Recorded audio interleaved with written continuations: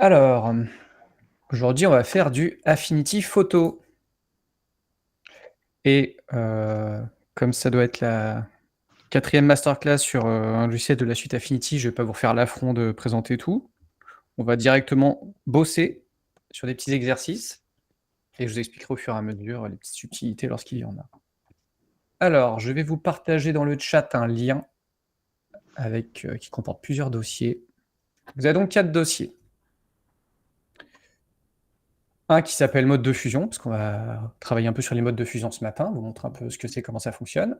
Ensuite, vous avez un dossier avec 2 photos, donc des fichiers RAW, donc on va en parler parce que ça c'est important.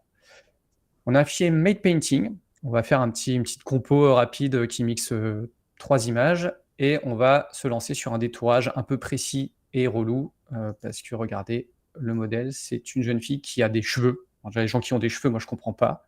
Mais en plus, elle a de la fourrure. Donc autant vous dire qu'en termes de détourage, c'est sympa. Voilà, donc on essaiera de se détourer ça le plus proprement possible.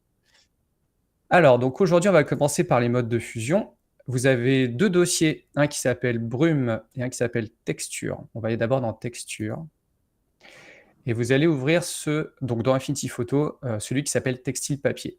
Donc soit vous faites un clic droit, ouvrir avec Affinity Photo, soit vous lancez Affinity Photo et vous glissez le fichier dedans, soit vous faites fichier, ouvrir, et vous allez chercher le fichier en question.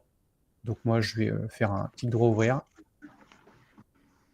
Affinity Photo, et ça m'ouvre ça. 2 petites secondes pour que vous puissiez le charger. Donc là, on a une texture de type papier. Ce qu'on va faire, déjà, alors là, on n'est pas obligé de le faire, mais je vous montre quand même la manip. En fait, quand on ouvre un fichier directement dans Affinity Photo, c'est pareil dans Photoshop, il en fait un calque d'arrière-plan qui est verrouillé. Donc, si vous voulez pouvoir le bouger, le déplacer ou l'éditer, ce qu'il faut faire, c'est simplement désactiver le petit cadenas en cliquant dessus. Voilà. Et à partir de là, je me mets en flèche noire, là, et je vais pouvoir le déplacer. OK.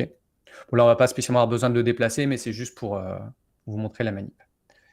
Maintenant, on va faire fichier, ouvrir, et on va aller récupérer justement, alors on va commencer par le fichier qui s'appelle Batman, qui est un texte. Donc vous l'ouvrez. Alors évidemment, ça l'a ouvert dans un autre fichier, mais ça, c'est pas très grave. Je le désélectionne, j'enlève le cadenas, je le sélectionne avec ma flèche noire, je fais un CTRL-C ou un commande-C et un CTRL-V, et je vais le coller là, par-dessus. Comme les 2 images ne font pas la même taille, je vais l'agrandir un peu pour qu'il remplisse à peu près ma texture. Je vais aller jusqu'en bas, voilà. Comme ça. Donc l'idée, c'est d'avoir en arrière-plan, alors je vais les renommer parce que double-cliquer, on va mettre papier, et l'autre, je vais l'appeler Batman. Ça, c'est la première bonne pratique dans tous vos logiciels des KD Calc, surtout des trucs style Affinity Photo ou Photoshop. Vous renommez vos calques au fur et à mesure pour savoir ce que c'est. D'accord? Donc j'ai donc 2 calques. J'ai mon calque papier qui est sous le calque Batman. OK? Je sélectionne le calque Batman, donc je clique une fois dessus pour qu'il soit actif dans ma pile de calques, et du coup on voit qu'il est actif aussi dans mon interface. Et là, juste au-dessus, vous avez un truc qui s'appelle opacité et un menu déroulant où il y a écrit normal. Ce menu déroulant, si vous cliquez dessus, vous avez plein de trucs. Et d'ailleurs, en survolant, vous voyez l'effet que ça donne. C'est ce qu'on appelle les modes de fusion. En anglais, c'est les blending modes. On a ça dans pas mal de logiciels de créa, etc.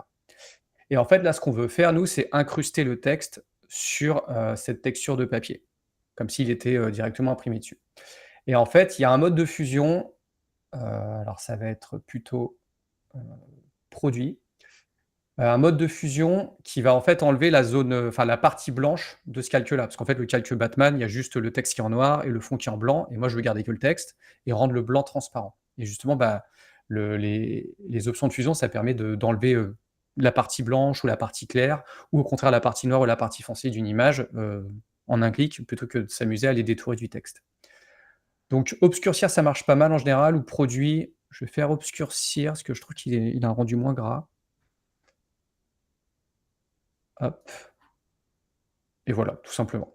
Voilà, ça rend c'est pas forcément du plus bel effet, la texture, elle est assez présente. Je peux peut-être diminuer l'opacité de la là, j'ai sélectionné le papier et je suis allé dans l'opacité pour diminuer ça, pour la rendre transparente un peu. Voilà. Donc là, c'est une première incrustation qui est assez, simple. En gros, j'avais un calque qui était noir et blanc, j'ai gardé la partie noire du calque, donc en l'occurrence le texte. C'est OK pour vous? OK, on va aller plus loin. Je vais supprimer mon calque Batman. Déjà, ce que je peux faire, c'est enregistrer. On ne pense jamais assez à enregistrer. Je vais faire un CTRL S ou commande S. Comme, à la base, j'ai ouvert une image qui est un JPEG, il me demande si je veux enregistrer à plat, c'est-à-dire, bah, faire une image, verrouillée, ou est-ce que j'enregistre sous? Donc je vais faire enregistrer sous, comme ça je vais pouvoir enregistrer, au format Affinity Photo. C'est-à-dire, bah, c'est comme le format .psd dans Photoshop, ça va me garder les calques et je vais pouvoir l'ouvrir dans Affinity et l'éditer par la suite. Donc je vais appeler ça mode de fusion, voilà, Affinity Photo, je l'enregistre. Donc mon calque Batman, je vais le supprimer pour pas vous embrouiller, votre petit cerveau. Mon calque papier, je le remets à 100 au niveau de l'opacité et là, je vais aller importer, alors je vais fermer cet onglet-là, j'en ai plus besoin. Je vais aller importer mon autre image, heu, l'image de la dame là, qui est, assez connue, où elle fait ça pour dire: «Les gars, je suis pas là moi pour, enfiler des perles, je suis là pour en découdre». Donc comme elle veut en découdre, on fait ouvrir avec Affinity Photo. Là pareil, je vais déverrouiller le calque, parce qu'il me l'a ouvert dans un autre fichier, dans un fichier séparé. Je le sélectionne avec la flèche noire, CTRL C ou commande C et je le colle là. Donc je vais dézoomer un peu, je vais l'agrandir. De manière homothétique, hein, on ne déforme jamais un visuel, s'il vous plaît. Voilà, on va faire à peu près comme ça. Et ce visuel-là, pour le coup, dans la pile de calque, je vais le mettre sous le papier. Donc vous voyez, je glisse bien, j'ai des petits traits bleus qui apparaissent, je me mets bien en dessous le calque papier. Voilà. Donc là, je ne le vois plus parce qu'il est sous le calque. Si je désactive, si je masque le calque papier, j'ai bien mon calque, mon poster qui est derrière. OK? Je vais le renommer. C'est quoi? C'est, We Can Do It. Allez, on renomme. Tac. Donc là, ce que je vais faire, vous allez regarder d'abord ce que je fais, parce que là, il y a une petite subtilité en plus. Là, ce que je veux, c'est appliquer en fait la texture de papier sur mon poster. Vous l'avez compris, parce que rien n'échappe à votre sagacité. Alors, pour ça, je vais utiliser les modes de fusion, mais je vais avoir un petit souci. C'est que mon papier, là, ma texture de papier, bah, vous voyez, elle est un peu jaune-orange. Et du coup, le mode de fusion, il va quand même garder cette couleur. Donc, ça va me jaunir forcément mon affiche. Donc, si par exemple, je sélectionne le papier et que je vais sur il y a obscurcir, il y a produit, incrustation, ça marche pas mal aussi, ça dépend en fait de l'effet que vous voulez obtenir. Mais bon, admettons, je vais prendre celui-là, je vais prendre produit. On voit que, bah, ça m'a, si je le désactive, ça m'a changé un peu la teinte de mon poster. Donc je vais faire un truc. Je me remets en normal pour que vous puissiez bien voir la texture du papier et je vais aller ici, là, le petit cercle, rond et blanc, rond et blanc, noir et blanc. Je clique, donc c'est ce qu'on appelle les calques de réglage. C'est en fait des réglages que vous allez pouvoir appliquer à vos calques, mais sans les appliquer de manière définitive. C'est-à-dire qu'après vous allez pouvoir désactiver ou réactiver, le réglage. Donc là, en fait, je vais lui, mettre un calque noir et blanc. Donc ça m'ajoute un réglage noir et blanc. Après j'ai des petits réglages pour ajuster, mais là j'en ai pas besoin. Sauf que attendez, est-ce que j'ai la musique qui me crie dans les oreilles? Hop. Sauf que, vous voyez que si je désactive mon calque papier, en fait, le noir et blanc, il va s'appliquer sur tous les calques qui se trouvent en dessous. Donc si je me contente, en fait, là, maintenant, d'appliquer ma fusion sur, mon calque papier, en fait, ça va me faire une image qui va rester quand même en niveau de gris. Donc ce qu'il faut que je fasse là, c'est que j'applique mon calque de réglage uniquement, à mon calque papier. D'accord?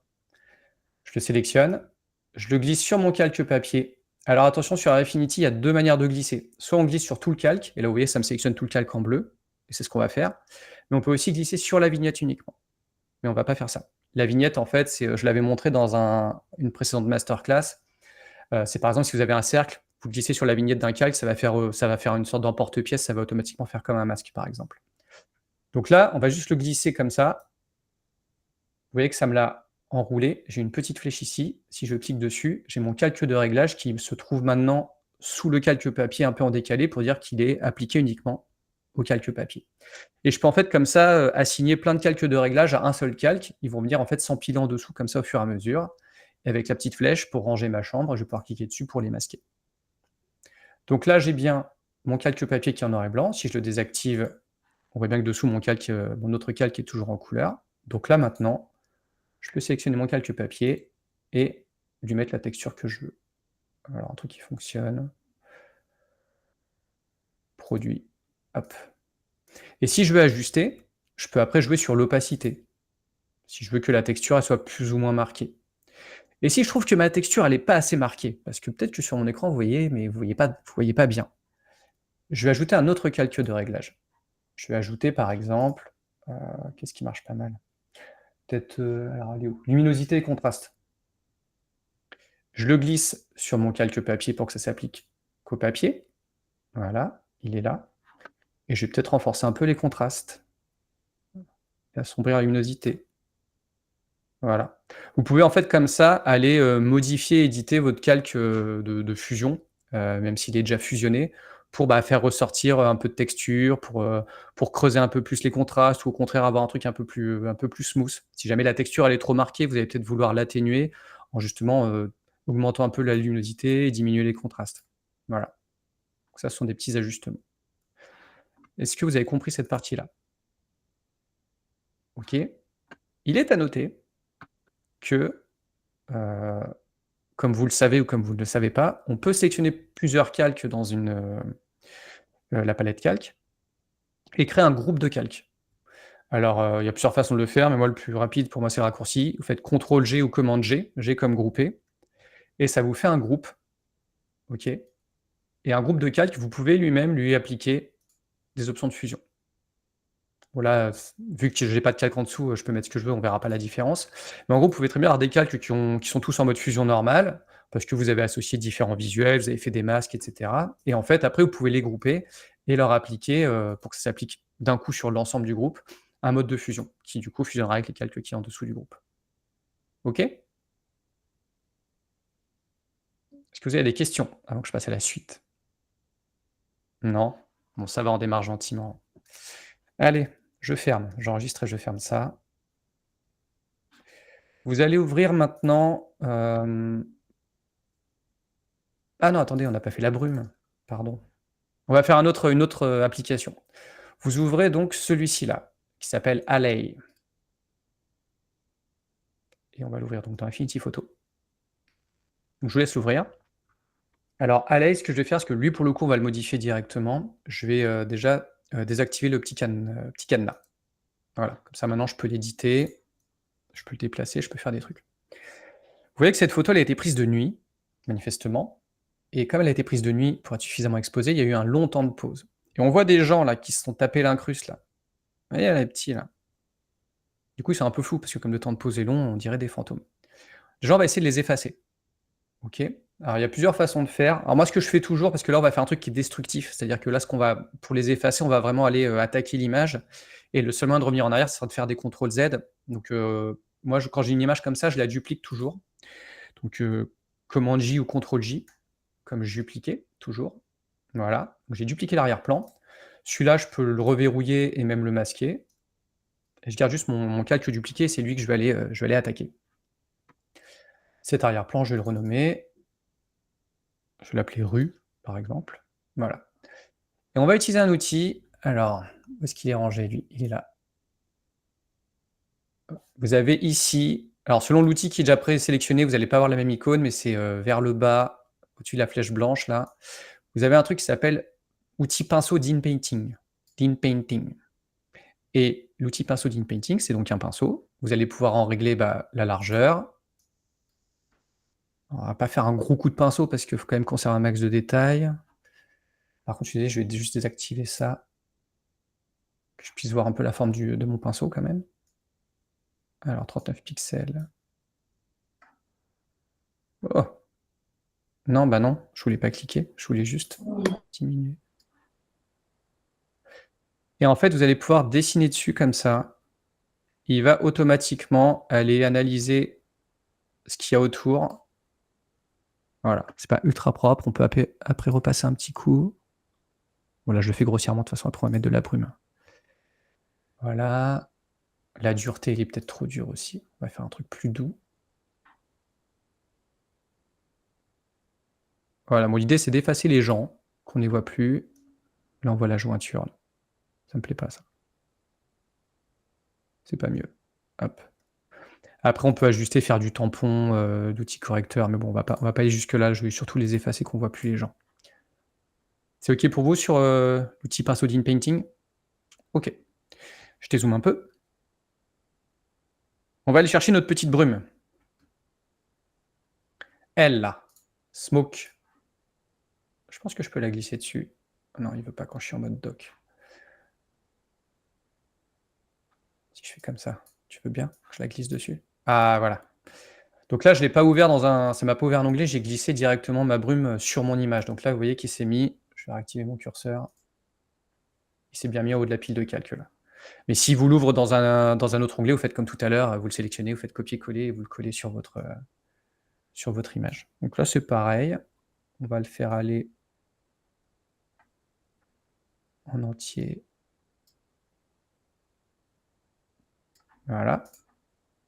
Donc là, j'ai de la fumée, c'est du blanc et du sombre, OK, du clair et du sombre. Donc normalement, déjà, rien qu'en modifiant les options de fusion, alors là, faut que j'aille sur éclaircir, voilà. Faut pas hésiter à aller tester les autres parce qu'en gros, toutes les premiers modes de fusion, comme ceux qu'on a utilisés tout à l'heure, ça va supprimer les informations claires. D'accord? Donc c'est pour ça que ça me garde que la partie noire. Mais après, quand on arrive dans éclaircir, superposition et densité de couleurs, c'est plutôt les zones sombres qui vont disparaître, on va garder les zones claires. Donc ça dépend vraiment du visuel que vous voulez garder. Là, on a de la fumée, donc blanche sur un fond noir. Ce qu'on veut garder, c'est la fumée. Donc c'est plutôt dans cette zone-là qu'on va aller regarder. Après, il y a d'autres modes de fusion. Vous voyez, celui-là, il est un peu. Non, celui-là, ça fait vraiment rajouter. Bon, genre l'éclaircir, ça suffit, hein. Superposition, c'est pas mal. Superposition, il est pas mal. Superposition. Et là, c'est pareil, vous allez pouvoir un petit peu modifier l'opacité. OK. Ça va jusqu'ici. Donc j'ai mis superposition, j'ai mis opacité 79 à peu près, histoire qu'on ait un peu de transparence. Et comme nous, on est des petits déglingos, on va aller un peu plus loin. Alors là, je vais faire un petit rappel pour ceux qui n'avaient pas vu les masterclass précédentes. J'ai juste désactivé mon calque fumée, je sélectionne mon calque rue. Dans Affinity Photo et même Designer, et puis donc pareil, vous allez dans Photoshop et tout ça, vous avez la notion de masque. Masque, ça va vous permettre de faire beaucoup de choses, soit d'appliquer localement des réglages, soit de masquer littéralement une partie ou plusieurs zones d'une image, mais sans effacer, c'est-à-dire que vous pouvez revenir en arrière. Donc je sélectionne ma rue, je vous remontre juste pour ceux qui n'ont pas vu la démo l'autre fois. Je prends ma photo là, typiquement. Je sélectionne là le petit rectangle blanc avec le rond noir. Ça crée ce qu'on appelle un masque de réglage. Sur un masque, ce qui est blanc, c'est visible et ce qui est noir, c'est masqué. Donc là, par défaut, j'ai ajouté un masque comme ça bêtement sur ma photo. Il m'a fait un masque blanc, donc visuellement, ça ne change rien. Par contre, si je vais chercher un pinceau, lui par exemple, que je lui mets une taille quand même plutôt grande, parce qu'il fait que 16 pixels. Voilà. Je m'assure bien qu'il est en noir. Si je veux inverser les couleurs blanc ou noir, je clique sur la petite flèche, par exemple, ou je peux appuyer sur X. X, ça switch du blanc au noir. En fait, ça switch la couleur du premier plan avec la couleur d'arrière-plan. On le voit ici aussi que ça switch. Vous voyez? Voilà. Donc là, je prends du noir. Et si je commence à peindre dessus, vous voyez que ça m'efface la photo. OK? Comme dessous, j'ai pas de calque, pour me symboliser le fait que c'est transparent, j'ai un petit damier, mais c'est juste transparent. OK? Si je veux remettre, je re-switch sur la couleur blanche et je commence à repeindre. Et on voit que mon masque là, il prend la forme de mon pinceau. Donc ça permet d'effacer localement des choses, ça permet de voilà, c'est le principe du masque. Et ce principe-là, on va l'appliquer sur notre fumée. Alors ce que je vais faire déjà, c'est que je vais sélectionner mon masque là, dans la rue, clic droit, supprimer, parce que j'en ai pas besoin. Je vais réactiver ma petite fumée. Je vais cliquer sur masque. Et en fait, ce que vous pouvez faire quand vous avez notamment de la fumée comme ça, alors je vous explique le principe, mais on va pas faire ça dans le détail parce que j'ai d'autres exercices, mais en gros, quand vous êtes sur vos pinceaux ici, donc déjà vous mettez en noir parce qu'on va effacer, vous sélectionnez le pinceau, et le pinceau en fait, bon par défaut c'est une forme ronde, mais je peux aller chercher une autre forme, et notamment des formes qui vont ressembler un peu plus, alors vous avez les Dusty Brush, les trucs qui sont un peu plus texturés, vous allez avoir, qu'est-ce qui va être pas mal? Alors non, pas les gouaches. texture. Ouais, texture, vous allez avoir des trucs qui ressemblent vaguement à de la fumée. Et en fait, quand vous allez effacer, ça se voit pas forcément, puisque évidemment, c'est très diffus. Mais en gros, vous allez pouvoir modifier la fumée. Et en fait, le fait d'avoir un pinceau texturé pour masquer une partie de votre fumée, en fait, ça se voit peut-être pas sur le partage, mais je suis en train d'effacer une partie de la fumée. Bah, ça fait un effacement qui est plus naturel que si j'avais juste un rond, parce que sinon on verrait mes ronds dans la fumée et ça serait complètement crado. Là, le fait d'avoir un pinceau un peu texturé, ouais, ça me permet d'effacer. Là, je vais récupérer un peu, on va voir un peu mieux la fenêtre. Et comme en plus il a un flux de 10%, c'est pas trop fort à chaque fois que j'appuie, je peux superposer et appuyer plusieurs fois. Et ça me permet en fait d'avoir un rendu, voilà, d'alléger, d'éclaircir un peu la fumée par endroits, rajouter un peu de texture, etc. Vous avez compris ou pas? Voilà. Donc, ce qu'il faut redire, c'est que dans un logiciel parce qu'en fait, Affinity Photo ou Photoshop, à la base, sont des logiciels pour traiter de la photo, donc des images. Le pinceau, c'est pas que pour dessiner. C'est aussi, surtout pour être subtil dans l'ajout de masques. Ça peut aussi permettre avec les textures, de dessiner un peu un effet de fumée, de brouillard, et cetera. Donc c'est vraiment, les pinceaux, ils ont aussi leur force là-dedans. C'est pas que pour de la créa, pour dessiner pour faire de l'illustration. Anthony? J'ai loupé quand t'as fait la texture avec le pinceau, je sais pas où t'as cliqué.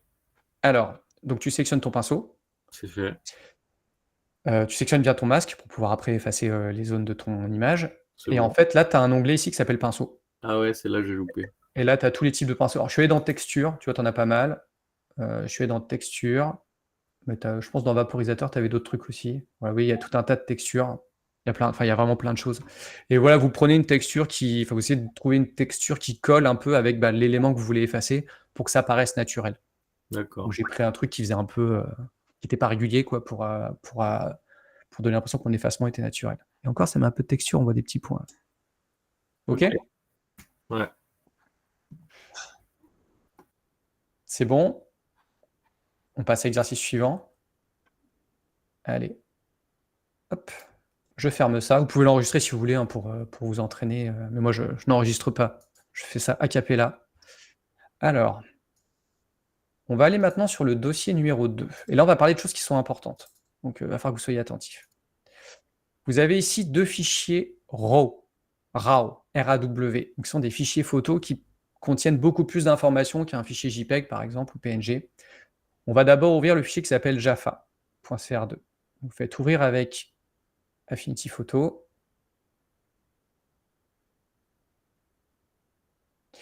Et vous voyez qu'il vous bascule automatiquement sur le persona qui est là, le Develop Persona. Alors, j'en ai pas reparlé là, mais en gros, dans tous les logiciels Affinity, vous avez ce qu'on appelle des personas qui correspondent à une interface un peu différente en fonction de ce que vous voulez faire. Alors aujourd'hui, on va pas forcément voir les autres personas, sauf si on a le temps, je peux peut-être vous montrer le Liquify. Mais vous avez ici le persona avec l'ampoule, le Develop Persona, qui lui est spécifique au développement, enfin au traitement des images en RAW. Et pourquoi le RAW c'est particulier? Parce qu'en fait, la plupart des images que vous manipulez sur Internet, enfin auxquelles vous avez affaire sur vos écrans, sur les sites web, ce sont des images qui sont en 8 bits. Qu'est-ce que ça veut dire 8 bits? Je vais lancer ma petite calculatrice. Parce que je ne sais plus faire les puissances de tête. Alors vous savez que, alors que je ne dise pas de bêtises, un bit, il peut avoir 2 valeurs, 0 ou 1, d'accord? Donc quand j'ai 8 bits, j'ai 2 puissance, c'est 8 valeurs possibles pour mon bit et cette valeur 256, ça doit vous parler, normalement. Par exemple, le RVB, les valeurs RV et B, elles sont comprises entre 0 et 255, parce que 0 étant une valeur, ça fait 256 valeurs en tout. OK? Donc qu'est-ce que ça veut dire? Ça veut dire qu'une image qui est en 8 bits, chaque pixel d'une image peut avoir jusqu'à 256 valeurs différentes par couleur. Parce qu'un pixel, je vous rappelle que c'est 3 couleurs, rouge, vert, bleu. Donc à chaque fois, c'est 8 bits pour le rouge, 8 bits pour le vert et 8 bits pour le bleu. OK? Et le mélange de ces couleurs, de ces valeurs, de ces 3 valeurs de bits à chaque fois, enfin de couleurs, ça vous donne différentes couleurs affichées à l'écran. On peut aller plus haut. Il y a notamment le 16 bits. Le 16 bits, c'est donc 2 puissance 16 valeurs possibles. Et là, on est déjà à 65 500 valeurs. Donc, on est quand même beaucoup plus loin que 256. Le RAW, en général, donc ça dépend des formats RAW, parce qu'en fait, le RAW, c'est propre aussi aux constructeurs des appareils photo. C'est pour ça qu'il n'y a pas un format fichier .raw.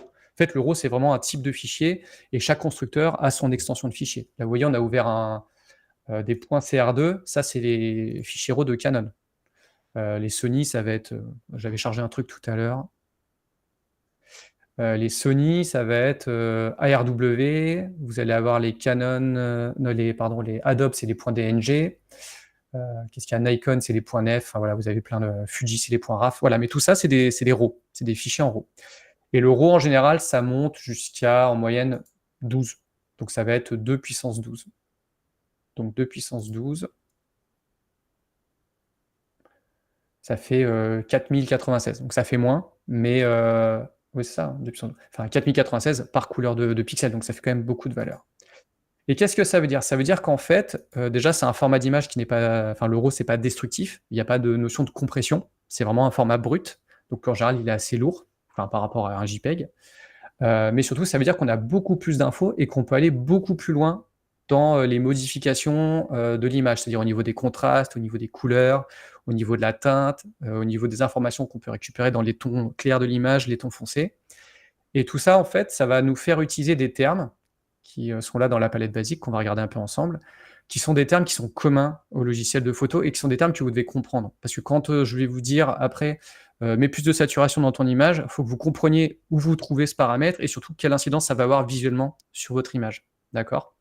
Donc on va regarder ça ensemble. Donc vous chargez cette image dans Affinity Photo. Par défaut, il vous met sur ce persona et on va aller voir ce qu'il y a dans la palette. Donc il y a différents onglets, mais on va aller surtout sur la partie basique. OK? Donc vous mettez sur ça et on va regarder un peu ce qu'il y a là-dedans. Alors, que le RAW, que l'image a un côté un peu terne comme ça, enfin un peu flat, un peu neutre, quand on l'ouvre, c'est normal. C'est le principe du RAW, on part vraiment d'un truc brut. Même si sur votre appareil photo, vous aviez un pré-réglage qui affichait même votre image en noir et blanc, le RAW, il reste indépendant des profils de réglage de couleur que vous avez sur votre appareil photo. C'est brut, c'est brut. Donc ça a ce côté un peu plat, quoi. Mais justement, on va lui donner un peu de peps. Dans l'onglet basique, vous avez différents menus. Vous avez le menu exposition, accentué, on va dérouler les autres. Vous avez la balance des blancs, les tons foncés, les tons clairs, et les profils. Ça, c'est les profils de sortie pour quand vous allez exporter RVB. Celui-là, on s'en fiche un peu. On va déjà s'occuper de ceux-là. OK? L'exposition, c'est quoi? Pour ceux qui ont fait de la photo, plus on est exposé, plus l'image est claire. Moins on est exposé, plus l'image est sombre. OK? Le point noir, alors en fait, ça va être la valeur de... est-ce que le point noir, il va être noir très foncé, très dense, ou est-ce qu'il va être noir plutôt passé, plutôt clair? Donc, plus je l'augmente, plus ça assombrit les zones sombres de mon image. Donc, en fait, je récupère en contraste indirectement. Plus je l'éclaircis, plus justement, je vais avoir quelque chose de plat, parce qu'en fait, les tons noirs, les tons sombres vont être très clairs. Donc, je vais manquer de contraste. Vous voyez que quand je bouge ces trucs-là, là-haut, ça bouge, là. Lui, c'est l'histogramme. L'histogramme, je vais vous expliquer comment ça marche. L'histogramme, vous voyez, alors là, c'est un histogramme global, c'est-à-dire qu'il me montre tous les canaux. Donc, le rouge, le vert et le bleu. Parfois, l'histogramme, il va vous montrer que la luminosité. Donc, vous n'allez pas avoir 3 couleurs différentes, vous allez avoir juste un histogramme. OK?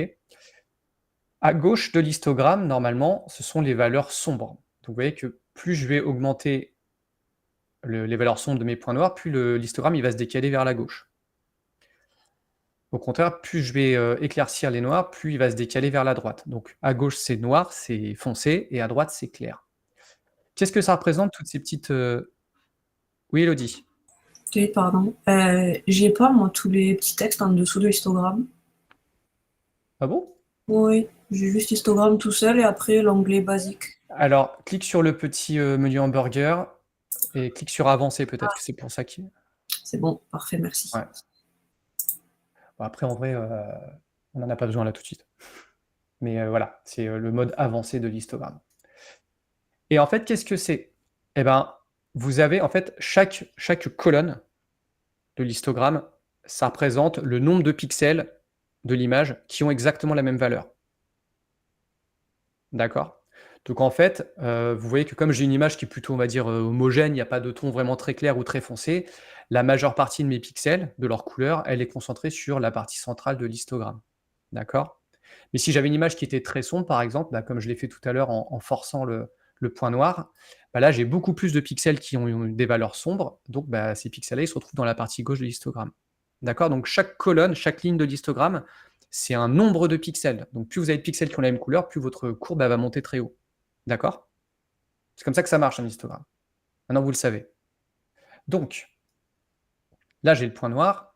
La luminosité, ça va être le contraire. Ça va agir justement sur les pixels les plus clairs de mon image. Soit je les éclaircis encore plus. Donc, vous voyez que l'histogramme, il se décale vers la partie claire de mon image. Soit je vais les assombrir. Et là, je vais perdre aussi en contraste puisque les tons clairs vont devenir plutôt foncés. Ouais, si j'assombris comme ça. Là, j'ai un truc plat, quoi. Si je fais des noirs clairs et des clairs foncés, je manque de contraste. Par contre, si je pousse un peu ces deux curseurs, je vais gagner en contraste. OK? Je réinitialise cette partie-là. Je la remets comme ça. Parce qu'en fait, en traitement de photo, il y a différentes manières d'obtenir la même chose. Parce qu'en fait, là, on est sur du traitement RAW, donc on va avoir des réglettes qui sont un peu, on va dire, à vocation professionnelle. Mais quand je modifie luminosité et contraste sur une image, je fais à peu près la même chose que la modification du point noir et de la luminosité ici. D'accord? Bah justement, je vais dans accentuer, tiens, en dessous. Là, j'ai un truc qui s'appelle contraste. Si je pousse le contraste, là, il se passe un truc différent au niveau de l'histogramme.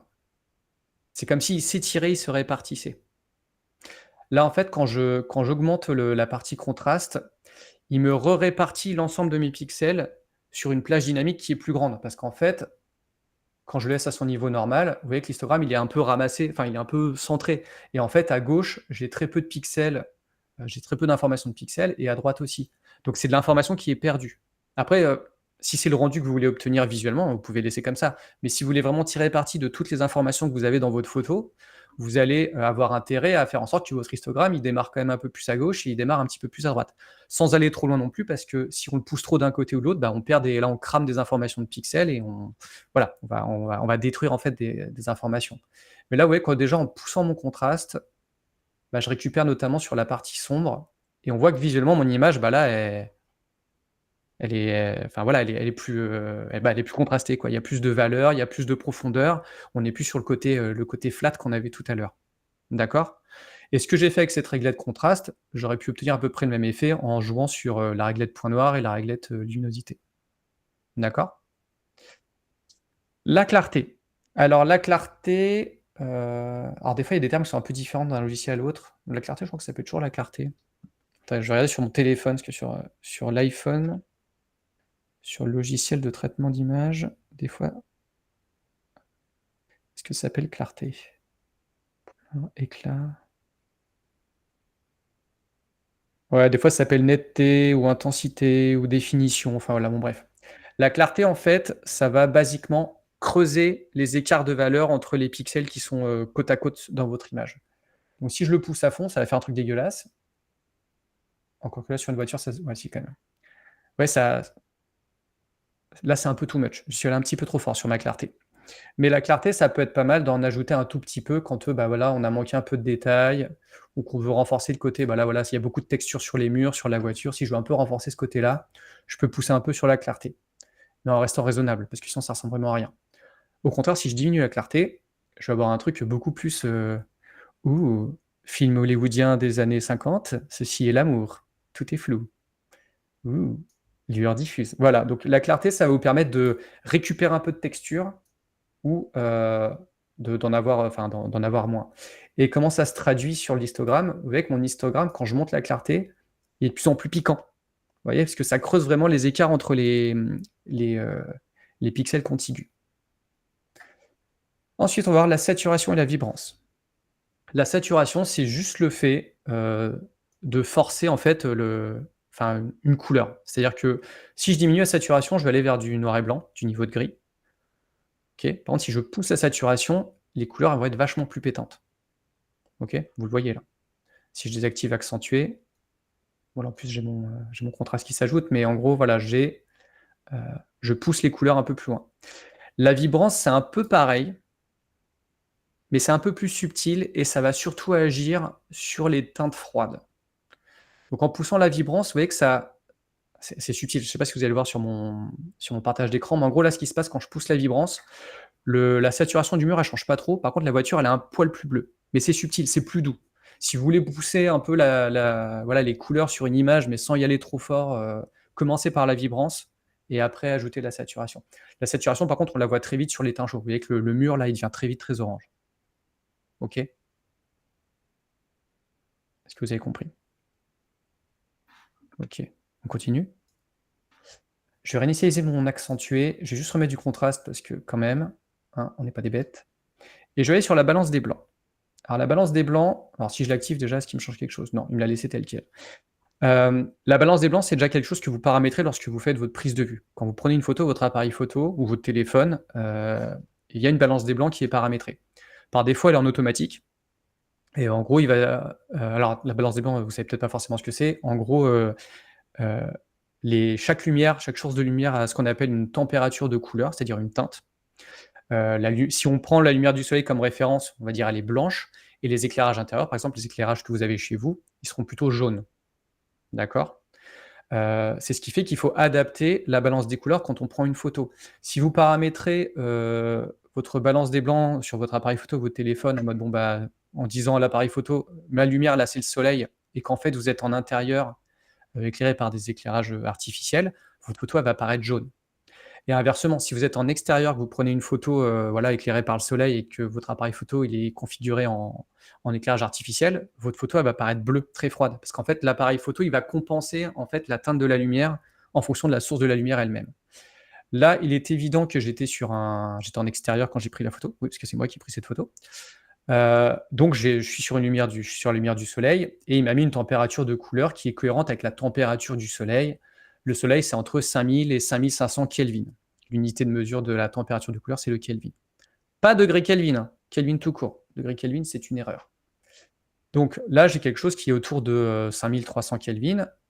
Si je baisse ma température de couleur, vous voyez, tout de suite, ça refroidit l'image. Donc, ça peut donner un style. Si je donne un style un peu froid, tu sors, Edouard Gazelle, pour cette blague. On voit pas le chat dans le replay, je vais devoir la dire. Edouard a dit Kelvin et les chipmunks. Donc voilà. Donc je vais pouvoir refroidir ou au contraire réchauffer. Si je donnais un côté un peu, oh là, il faisait chaud, c'était le désert, c'était le soleil, ça va réchauffer davantage l'image.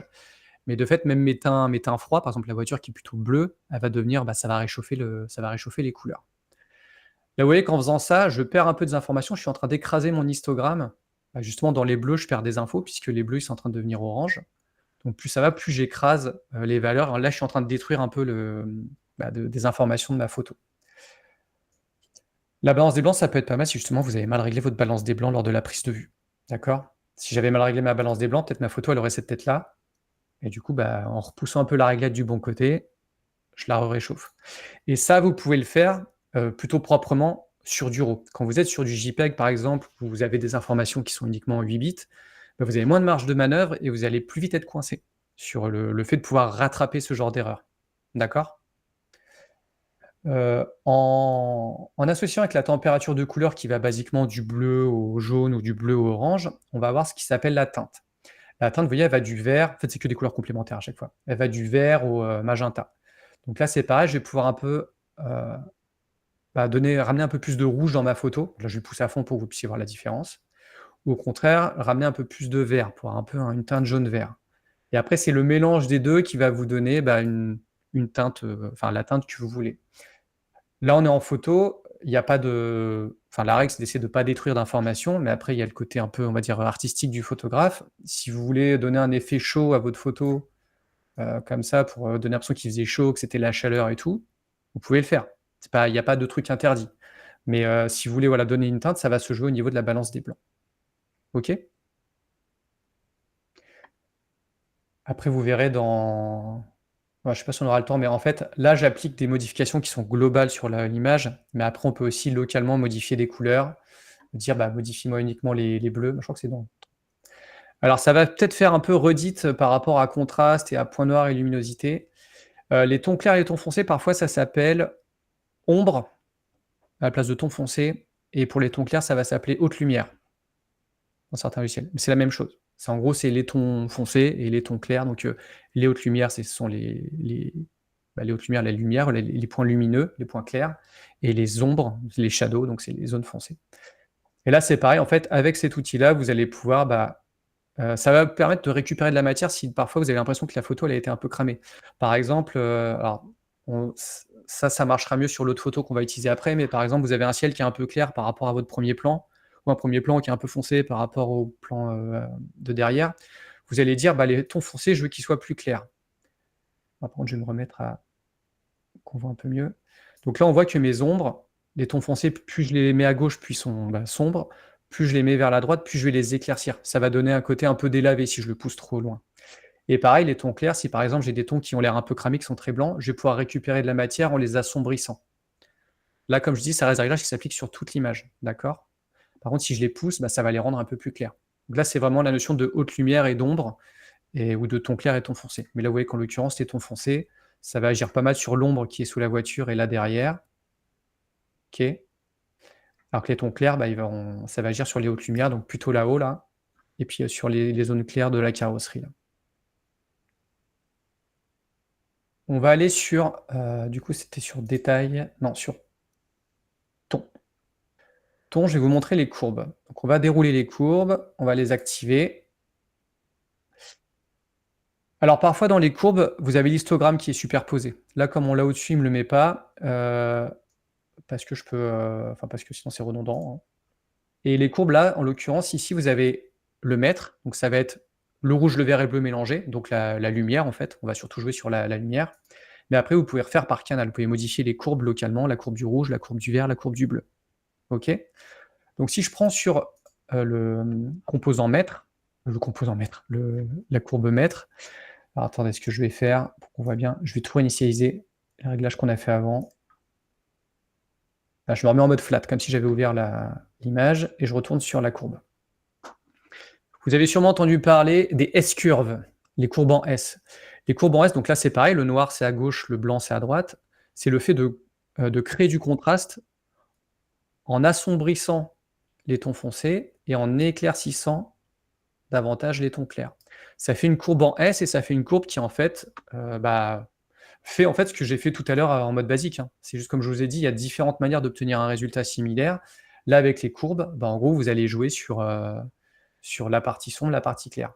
Et vous pouvez rajouter des points. Si vous cliquez par exemple là, vous pouvez dire alors je vais verrouiller ce point-là et mes tons clairs en fait je veux pas qu'ils soient si clairs que ça. Je veux juste en fait assombrir mes tons foncés. D'accord? Après, fatalement, ça change le rendu. On n'est pas toujours d'accord avec ce rendu-là, mais ça permet d'ajuster.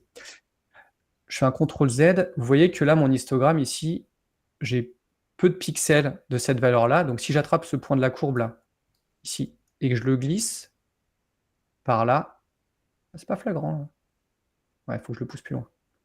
Vous voyez que mon histogramme, il va se rapprocher du bord, parce qu'en fait, je suis en train de dire tous ces pixels-là, bon là c'est pas très bien, je perds un peu des infos quand même, mais tiens, tous ces pixels-là, je m'en fous parce qu'il y en avait très peu qui avaient ces valeurs-là. Donc pour récupérer, comme on a fait tout à l'heure, pour étirer un peu mon histogramme, je peux le faire avec les courbes en glissant directement les points, le point noir vers l'intérieur, vers la droite, et je peux faire pareil avec le point blanc. Le point blanc, faut pas trop parce que je suis déjà pas mal au bord. Ok? Maintenant, admettons, je veux donner une teinte à mon image. Je vais cliquer là, je vais sur la courbe des rouges par exemple. Ok, donc là maintenant je vais toucher que au rouge. Et je vais dire, je veux bien que dans les zones foncées, ce soit... Alors si je baisse, comme il y a moins de rouge, inversement, il y a plus de vert et de bleu, donc mes zones foncées, elles vont être un peu plus vertes bleues. Si je fais une courbe en S avec le rouge, vous voyez que je suis en train de donner une teinte, et notamment dans mes zones foncées, donc qui correspondent à cette partie-là, comme j'ai enlevé du rouge, j'ai plus de vert et de bleu. Et si je veux ajuster ça, je peux aller sur ma courbe de vert, dire alors attends, je vais baisser un peu le vert quand même. Là, je pense bien remonter quand même. C'est une courbe pour sécuriser un peu mes tons clairs. Et là, ça me permet de donner une teinte, enfin voilà, de donner de la teinte et de donner, là c'est presque plus en mode la photo artistique, parce que je triche avec la réalité. Mais voilà, pour donner un style un peu différent à ma photo, je peux tricher comme ça. Et je peux aller jusqu'au ton bleu. Alors, vous voyez que le bleu, si je l'attrape par le milieu, je le baisse. Fatalement, si je baisse le bleu, il y a plus de rouge et de vert, donc ça réchauffe et ça rajoute du vert et du rouge dans mon image. Si je l'augmente, ça va refroidir globalement mon image. D'accord?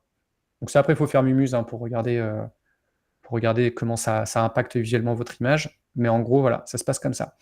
Quand on modifie ça, on pense bien à toujours garder un œil sur l'histogramme, hein. Le but, c'est pas non plus de perdre les infos et de cramer des pixels, mais vous pouvez vous permettre voilà, de vous approprier votre photo et de lui donner un style. Ça peut permettre aussi de... Là, on le fait sur du RAW, mais on peut le faire sur une image, une photo normale dans Affinity avec les calques de réglage. Mais ça permet de donner aussi un style. Si par exemple, je sais pas, vous traitez des photos pour un magazine, c'est un magazine qui a un style un peu grunge, bah, vous allez peut-être voilà, faire un peu des virages de couleurs comme ça. Vous allez peut-être faire en sorte que les tons foncés, ils soient pas trop foncés non plus pour donner un côté un peu passé quand ça sera imprimé sur le papier. Enfin voilà, après, c'est vraiment... oui, c'est vraiment le côté plus artistique que purement je traite ma photo pour récupérer un maximum de détails, quoi. Vous comprenez? Une fois que ça c'est fait, il y a d'autres outils, mais on va s'arrêter. Il y a les outils de tampon, le pinceau d'InPainting. Voilà, vous voulez effacer des boutons sur le visage de quelqu'un, vous voulez effacer des détails, vous avez les outils là, ici. Quand ça c'est bon, vous cliquez sur développer. Une fois que vous avez cliqué sur développer, vous repassez sur le persona normal de Affinity Photo. Quand je vais dans mes calques, j'ai bien mon calque jaffa.cr2. Si je sélectionne mon calque et que je reclique ici sur le persona, ça me rebascule en mode les outils du traitement RAW. D'accord? Donc vous pouvez revenir. Une fois que c'est pas parce que vous avez cliqué sur développer que c'est fichu. D'accord? On peut toujours revenir en arrière. Est-ce que c'est OK pour vous? OK. On va ouvrir l'autre image. Photo de Amiens. Qu'on va ouvrir donc avec Affinity Photo 2. Il me charge automatiquement le persona du traitement RAW. Là, je vais juste vous montrer deux petites manips parce que voilà, je vous ai déjà présenté l'interface. Donc vous chargez ça. Je vais vous montrer justement la notion de ton foncé et ton clair. En fait, là, j'ai une image qui est plutôt grise parce qu'il faisait grisaille. Vous avez les immeubles au premier plan qui sont déjà un peu sombres et vous avez le ciel derrière qui est assez nuageux. Mais je peux renforcer ça juste avec les réglettes. Par exemple, les tons foncés. Si j'éclaircis, il faut que je l'active, sinon ça ne marche pas. Hop. Si j'éclaircis les tons foncés, comme les tons foncés, ça va surtout être les tons de la partie basse, ça va éclaircir tout ça. Ça va me permettre, moi, d'y voir un peu plus clair. Et les tons clairs, par exemple, eux, je peux les assombrir, et ça va plutôt assombrir un peu le ciel. Je peux aller un peu plus loin, ici, au niveau de la luminosité. Je peux renforcer la clarté, si je veux avoir plus de détails aussi. Voilà, j'exagère, mais on voit beaucoup les nuages, et on voit beaucoup les détails sur les maisons. Mais en gros, voilà, vous allez pouvoir récupérer comme ça, quand vous avez une image qui est comme ça, un peu zone foncée, zone claire, mais pour pas perdre de détails au global, vous allez pouvoir en faire dire, mes tons clairs, je les veux un peu plus foncés, comme ça je vois un peu mieux les nuages, et mes tons foncés, je les veux un peu plus clairs pour voir un peu mieux le premier plan, pour voir les détails de ce qui se passe là, quoi. D'accord? Alors souvent, je vous le dis, parce que moi ça m'arrive tout le temps, là encore ça se voit pas trop. Quand on prend une photo comme ça, on met ce qu'on appelle une petite ouverture de champ, ce qui fait entrer la lumière très lentement dans l'appareil photo et c'est ce qui permet d'avoir du détail partout. D'accord? Alors en général, quand on a ça, si l'objectif il est pas très propre, quand on a des photos du ciel, on se retrouve avec des petits ronds sur le ciel qui sont en fait des petites saletés, mais qui, avec la prise de photo, donnent l'impression que ça fait des taches un peu rondes, comme des taches de gras. Donc faut pas hésiter à zoomer à 100% dans votre image pour voir s'il n'y a pas des petites taches comme ça qui se sont incrustées. Il n'y en a peut-être pas sur celle-là. Peut-être ton objectif était propre. Mais c'est souvent, moi ça m'arrive souvent d'avoir des taches comme des ronds un peu flous, un peu semi-transparents, parce qu'en fait mon objectif n'était pas très propre. Et comme j'ai beaucoup de détails sur mon image, je les vois apparaître. Donc n'hésitez pas à zoomer dans le ciel, ça se voit surtout sur les zones claires, comme ça. Zoomer dans le ciel pour aller effacer ces petites taches. Ok? Là je peux aussi aller juste pour le fun. Il fait un peu grisou, un peu terne, on va réchauffer tout ça. Je vois même plus les couleurs parce que j'ai le spot dans la figure. Voilà, donc là j'ai réchauffé un peu l'ambiance, ok? Ça donne l'impression qu'il faisait moche, mais un peu soleil quand même. Ou au contraire, je peux un peu refroidir. Je peux même diminuer la saturation pour le rendre presque un peu noir et blanc. Voilà, vous pouvez facilement donner un style visuel différent à votre photo. Et comme on est en RAW, en fait, il y a quand même une bonne marge avant que vous détruisiez des infos. Ok? Allez, je m'arrête là pour celui-là. C'était vraiment pour moi. Je clique sur développer et terminé. Est-ce que vous avez des questions déjà? Ok. Je me remets sur ma... Ah ben si, il y en a plein. Je crois que Edouard a été plus rapide qu'Anthony. Oui, de très peu. Non, c'était la question du coup. Photoshop et Lightroom réunis en un seul truc. clairement. Alors, en fait, je savais que vous alliez me poser la question. En fait, les logiciels de traitement photo, vraiment qu'utilisent les photographes comme Lightroom, comme j'ai oublié, il y a Capture One qui est assez connu, il y en a plusieurs. Il y en a aussi des gratuits, genre Darkroom si vous voulez tester un jour. En fait, Photoshop et Affinity Photo permettent de traiter du RAW et après de faire du montage photo, d'utiliser les calques et de faire des matte paintings, ce genre de choses. Mais après, dès qu'il s'agit de gérer, genre t'es photographe de mariage, tu dois charger 3000 photos et faire le tri, et voilà, t'as pas la notion de bibliothèque. Et en fait, c'est ça qui fait surtout la grosse différence entre, par exemple, Lightroom et Photoshop, c'est que tu as accès aux mêmes réglages que dans Camera Raw, qui est l'outil qui permet de traiter le RAW dans Photoshop. Par contre, tu as la notion de bibliothèque, mais tu n'as pas la notion de tous les outils de Photoshop avec les calques, les pinceaux que tu as dans Affinity Photo. Donc c'est bien pour traiter des photos comme ça, mais clairement, si tu as fait un shooting et que tu as 1000 photos à dérocher, et que tu dois traiter, classer et tout, bah, tu n'as pas cette notion de bibliothèque ou de collection ou de tag, etc., qui va te permettre de facilement t'en sortir. À part ranger tes photos dans un dossier et les charger une par une, quoi. Effectivement, c'est vrai que dans Lightroom, on peut prendre des paramètres, par exemple, tout ce qu'on a fait là, on prend les paramètres, on les colle sur les photos suivantes et ça permet de gagner du temps. Oui, effectivement, ok. Mais donc voilà, mais c'est vraiment la notion de bibliothèque. Enfin, moi, je pense à longtemps que j'ai pas fait de photos de manière très active, mais en gros, à chaque fois, c'est ça. C'est c'est rare que quand tu shootes, c'est rare que tu ailles effacer sur ton appareil photo directement. Tu fais, je ferai le tri à la fin. Et du coup, bah, en fait, si t'as pas de notion de bibliothèque et que tu as juste un logiciel qui peut que te charger les photos pour les traiter, bah, c'est cool, tu peux les traiter. Mais par contre, pour gérer tes 300 ou 1000 photos, tu galères, quoi. Donc, c'est surtout ça la vraie différence. Enfin, c'est une des principales différences entre un logiciel de traitement photo pur et dur comme Lightroom et un logiciel de retouche photo comme Photoshop ou Affinity Photo. C'est vraiment cette notion de bibliothèque et de gestion de collection. Monsieur Anthony. Moi, c'était pour savoir, parce que tu n'arrêtes pas de dire on détruit de l'information et tout ça. Qu'est-ce que tu veux dire par détruire de l'information? Ça fait quoi sur la photo? Ça la rend floue? Je ne suis pas du tout expert. Écoute, je vais le faire devant tes yeux ébahis avec les courbes. Là, en fait, en faisant ça sur mes courbes, donc là, j'ai utilisé un calque de réglage, mais c'est les mêmes courbes que tout à l'heure en RAW. D'ailleurs, comme je vous disais, vous voyez, on voit l'histogramme sur celui-là. Là, en gros, tous les pixels qui sont là, donc rouge, vert, bleu, là, j'ai vraiment diminué de moitié. Maintenant, ils ont tous la même valeur. En l'occurrence, ça les a tous blancs. Ça les a cramés. Donc là, j'ai vraiment détruit l'info. Et là, en l'occurrence, j'ai détruit la moitié des infos de ma photo. C'est pour ça que l'histogramme, faut pas qu'il soit trop collé au bord non plus, parce qu'en fait, plus tu vas coller, plus en fait, tous tes pixels, ils vont tous avoir la même valeur. C'est les pixels des bords, donc les pixels foncés. Donc quand on dit que c'est trop noir, on dit qu'ils sont bouchés, et quand c'est trop blanc, on dit qu'ils sont cramés. Et pareil de ce côté-là. Du coup, donc là c'est le noir, là c'est le blanc, et en fait là ce que je viens de faire en faisant avec ma courbe là, c'est que tous ces pixels-là qui avaient donc des valeurs différentes, parce que comme je vous ai dit, une ligne égale une valeur de pixels, bah, je les ai tous condensés en une seule valeur. Voilà. En fait, soit on voit plus rien parce que c'est tout blanc, soit on voit plus rien parce que c'est tout noir. C'est à peu près ça. Mais après, si tu joues sur les couleurs, bah, tu peux cramer toutes les informations de vert d'un pixel ou ce genre de choses. C'est vraiment, en fait, tu détruis de l'info, c'est-à-dire que tu la sors de ton histogramme, quoi. Et du coup, bah, elle est perdue. Alors là, elle n'est pas perdue parce que c'est un calque, hein, je peux revenir en arrière. Mais à partir du moment où je vais exporter ma photo, là, après, ça va figer ça va le verrouiller et elle sera perdue. C'est-à-dire que cette photo-là, si je l'exporte comme ça, tu vois, j'exporte un JPEG, je te l'envoie, toi, tu ouvres ce JPEG dans Affinity Photo, tu pourras jamais récupérer ça. Tu pourras jamais faire ça. Parce qu'en fait, du coup, l'information, elle a été perdue, elle a été cramée, et les infos n'existent plus dans le fichier. Donc moi, si je t'exporte ça, tu ne pourras pas récupérer les zones trop claires là. Tu n'as plus la matière, tu n'as plus les infos. Ouais, donc si on prend une photo, par exemple, surexposée, elle est déjà morte au départ, quoi. Bah, si elle est un peu surexposée et que tu es en RAW, tu peux rattraper. Parce qu'en fait, des fois, visuellement, tu ne vois pas les infos. Tu vois, tu as vraiment l'impression que c'est cramé, mais en fait, quand tu l'ouvres dans un logiciel de traitement RAW et que tu commences à prendre les réglettes pour que les blancs soient moins blancs, des fois, tu te rends compte que tu récupères la matière. Mais voilà, tu as une petite marge de manœuvre.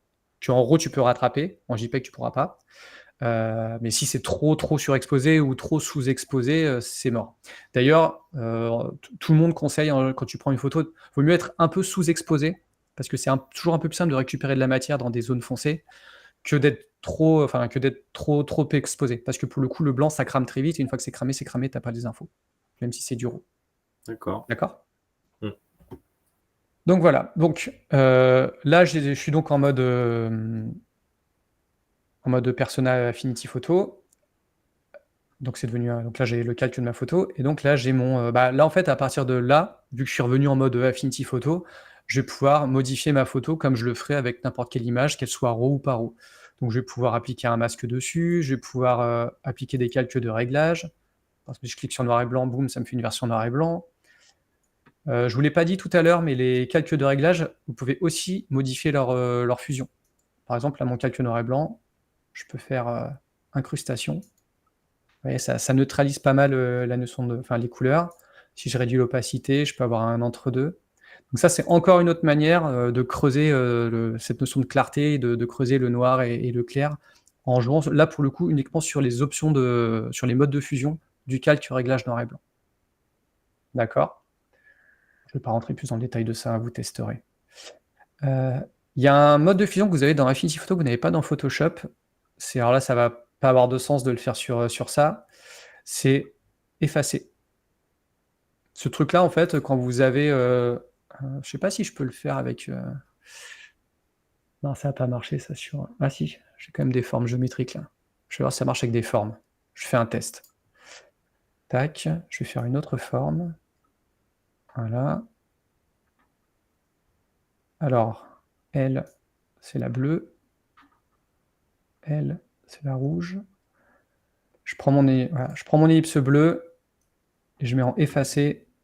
Voilà.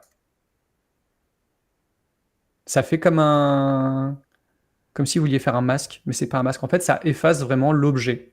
Donc voilà, il n'y a pas ça. Enfin, en tout cas, la dernière fois que j'ai utilisé Photoshop, il n'y avait pas ce mode-là, il n'y a pas le mode effacer, mais ça permet justement juste avec un mode de fusion, de faire une zone transparente, quoi. On peut imaginer un truc avec une photo à l'arrière, quoi, en gros, pour pouvoir donner quelque chose. Ouais, Non. et il y a même un truc, alors ça, ce mode de fusion, il est aussi pas mal utilisé dans Affinity Designer, je vous l'avais pas montré, mais en fait, par exemple, le plus simple, c'est que je vous le montre. Je fais une parenthèse sur Affinity Designer, attention. Ne faites rien, mais je vous montre le truc. Je vous montre une application de ce mode de fusion. Alors vas-y, fais-moi ouais, ça, je m'en fous. Tac. Là, pareil, je vais faire un cercle. Ok.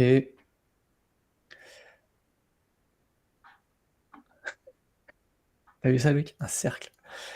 Et vous allez avoir dans apparence ici, donc par défaut, quand vous avez une forme, dans apparence, vous avez donc sa couleur de remplissage, la couleur du fond. Vous avez sa couleur de contour. Là, en l'occurrence, j'ai un trait noir, mais le trait il fait 0 point, donc on ne le voit pas. Et en fait, qu'à cela ne tienne, voilà, je vais pouvoir ajouter, normalement, si je sélectionne bien, voilà, je vais pouvoir ajouter un trait ou même ajouter un autre remplissage. Je vais pouvoir superposer des remplissages ou activer, désactiver, vous voyez, un système de calque. Ça peut vous permettre, sur un même objet, d'appliquer différentes couleurs et de ne garder que celle que vous voulez. Ce que je vais faire, c'est que je vais ajouter un trait, donc un contour. Voilà.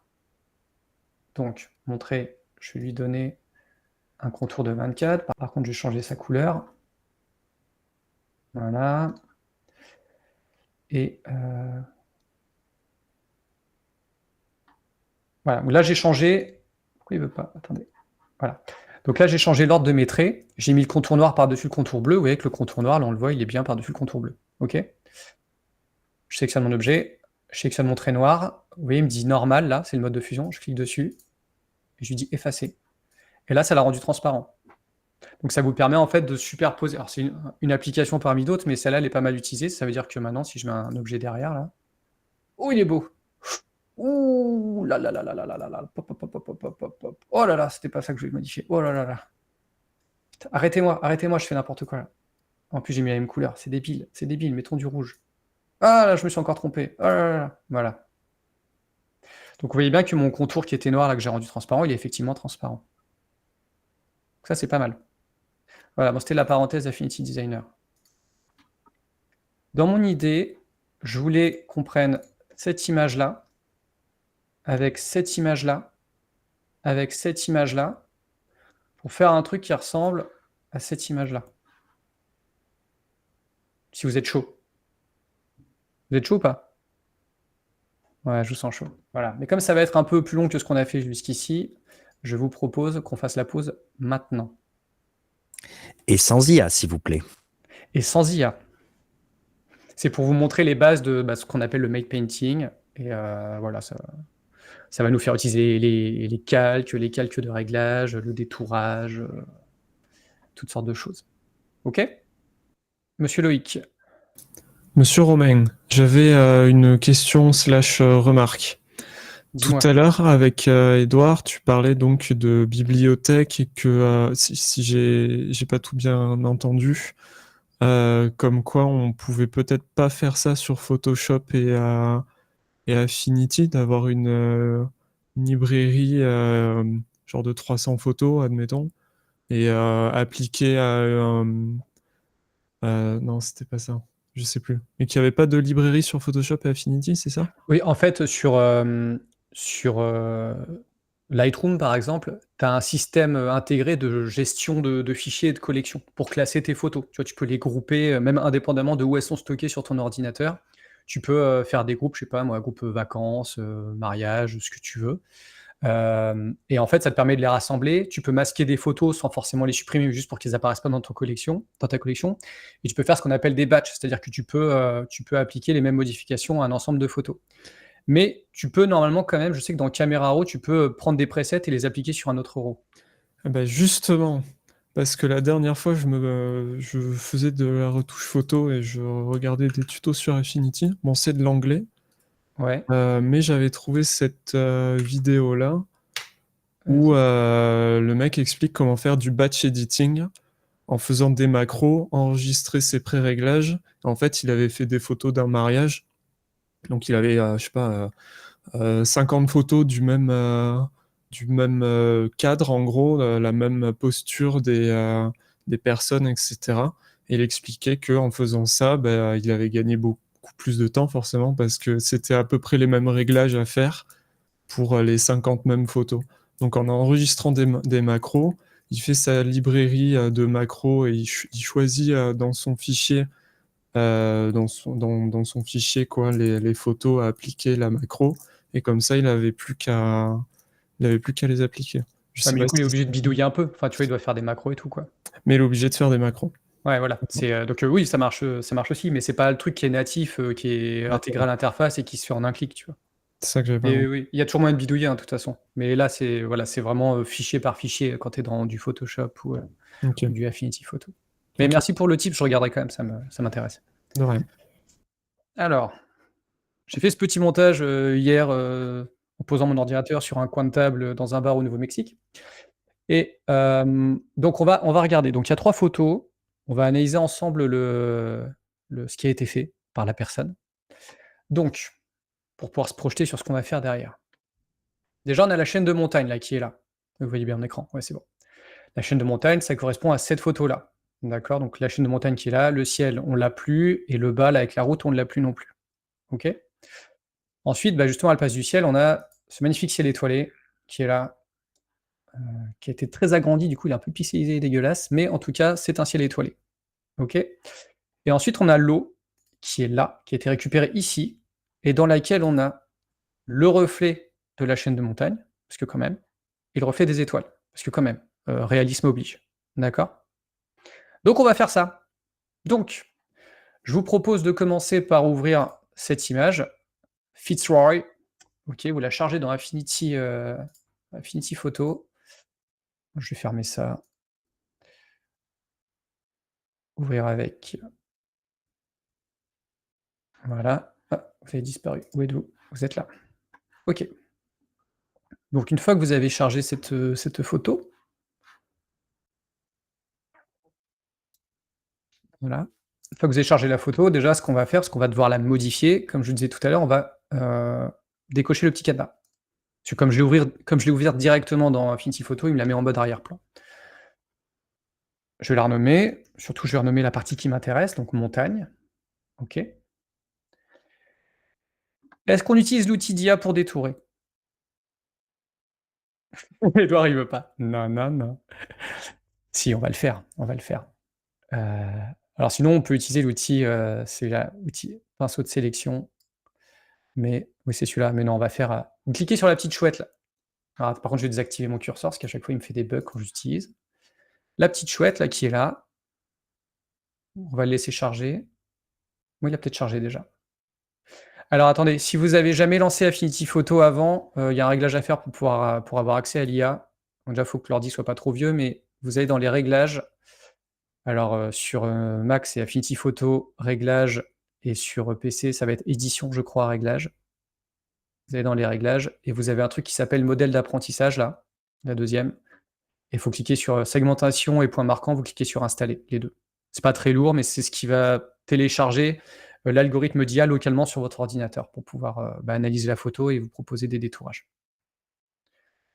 Alors, je prends la petite chouette, je clique sur le ciel.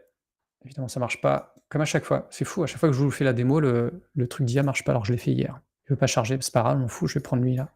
Donc, vu que moi l'outil d'IA marche pas, c'est pas grave, il veut pas charger. Je vais prendre l'autre là, le pinceau qui est en dessous. Alors pour le coup, je vais réactiver mon curseur parce que ça devrait fonctionner sans problème.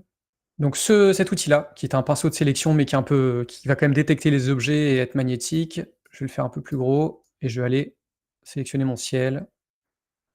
Du coup, ça sera plus grossier que si je le fais avec l'IA. Voilà, il a sélectionné jusque-là. Il m'a sélectionné des bouts en trop. Donc ce que je vais faire, c'est que je vais diminuer la taille de ce pinceau. Hop.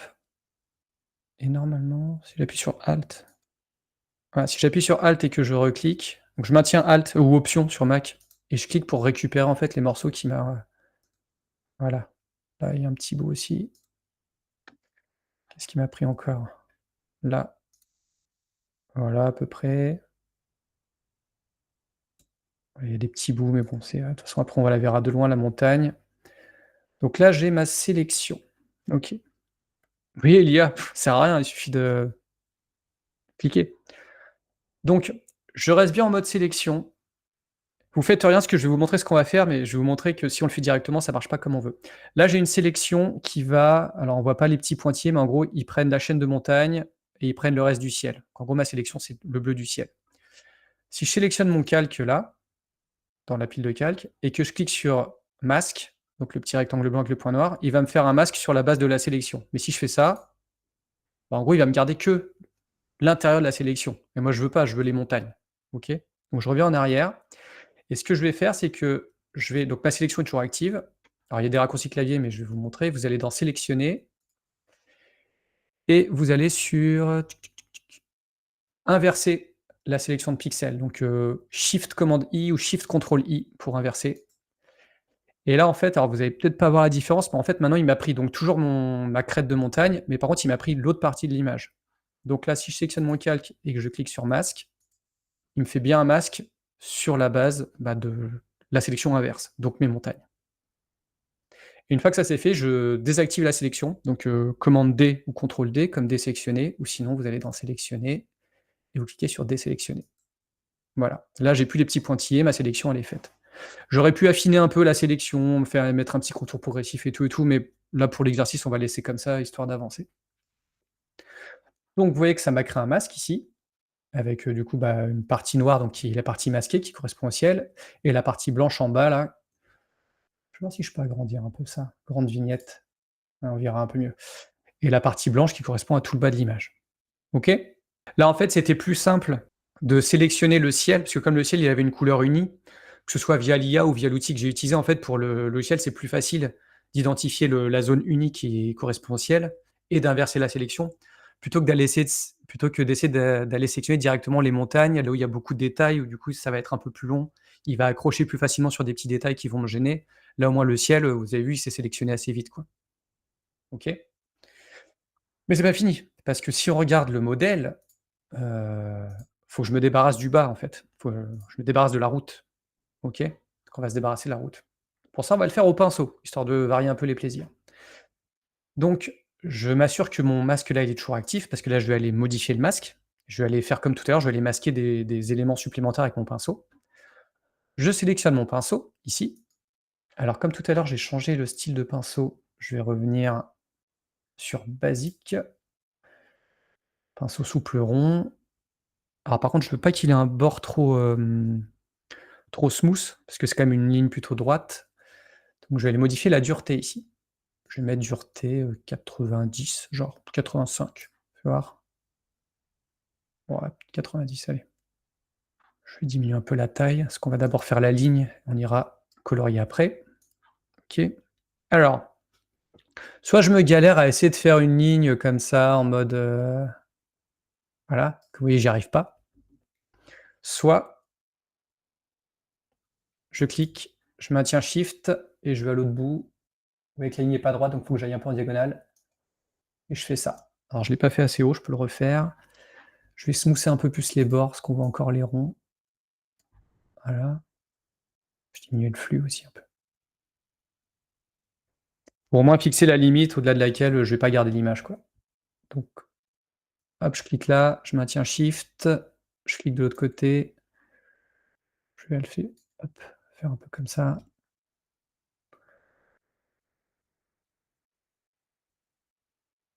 Voilà, un truc un peu dans ce délire-là, quoi. OK. Et une fois que ça c'est bon, je peux grossir un peu la taille de mon pinceau et je vais aller colorier le reste.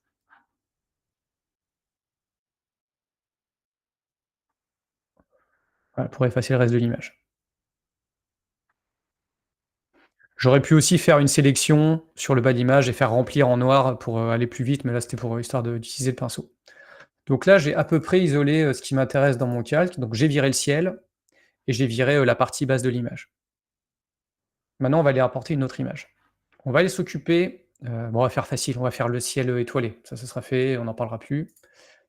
Donc je vais prendre mon ciel étoilé, je vais l'ouvrir dans Affinity Photo. Donc là, il va m'ouvrir dans un autre onglet. Je vais faire comme tout à l'heure, je le déverrouille, je sélectionne avec la je sélectionne avec la flèche noire. Je fais un copier, je le colle. Par défaut, il me l'a mis par-dessus, je vais le mettre derrière. Je vais appeler ça ciel étoilé. Voilà. Oups. Je sélectionne mon ciel, je le remonte un peu pour regarder un peu la partie étoile là. Hop. Je vais enregistrer ce que j'ai pas enregistré encore. Enregistrer sous. Je vais appeler ça, alors je vais le mettre là. Montage. Voilà. Là, le ciel dessous, il dépasse, mais on s'en fout parce qu'on va avoir un autre calque qui va s'interposer entre les deux. Donc, on pourrait l'effacer, mais c'est pas, là, c'est pas indispensable. Donc là, si je reprends le modèle, là, ce qui va être intéressant, c'est de ramener peut-être déjà le lac. OK. Donc, on va ramener le lac. Alors, je retourne sur mon visuel. Enfin non, je vais l'ouvrir, le lac, pardon. Hop. C'est une image qui est très grande par rapport aux autres, mais c'est pas grave. Je l'ouvre avec Affinity Photo. Je la déverrouille. Et je vais la copier. Et la coller. Et le lac, alors, vous voyez qu'il est très grand. Il déborde. Déjà, je vais le réduire, le mettre un peu à la taille de mon image. Voilà. On ne déforme pas les images, hein, je vous rappelle. Et en l'occurrence, je vais le caler entre les montagnes et le ciel étoilé. OK. Ça, je vais l'appeler lac.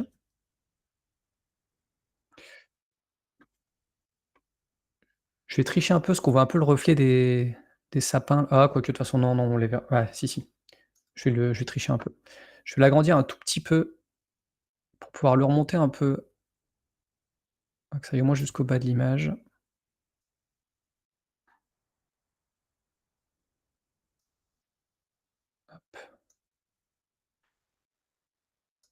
Voilà, OK. Alors, histoire d'avoir un repère visuel, que ce soit plus simple, même si je pourrais le faire directement à la main, là, j'ai les règles qui sont affichées. Pour afficher les règles, c'est commande R ou contrôle R. OK. Et le fait d'avoir les règles affichées, je vais pouvoir cliquer dedans, maintenir mon clic et m'afficher un petit repère.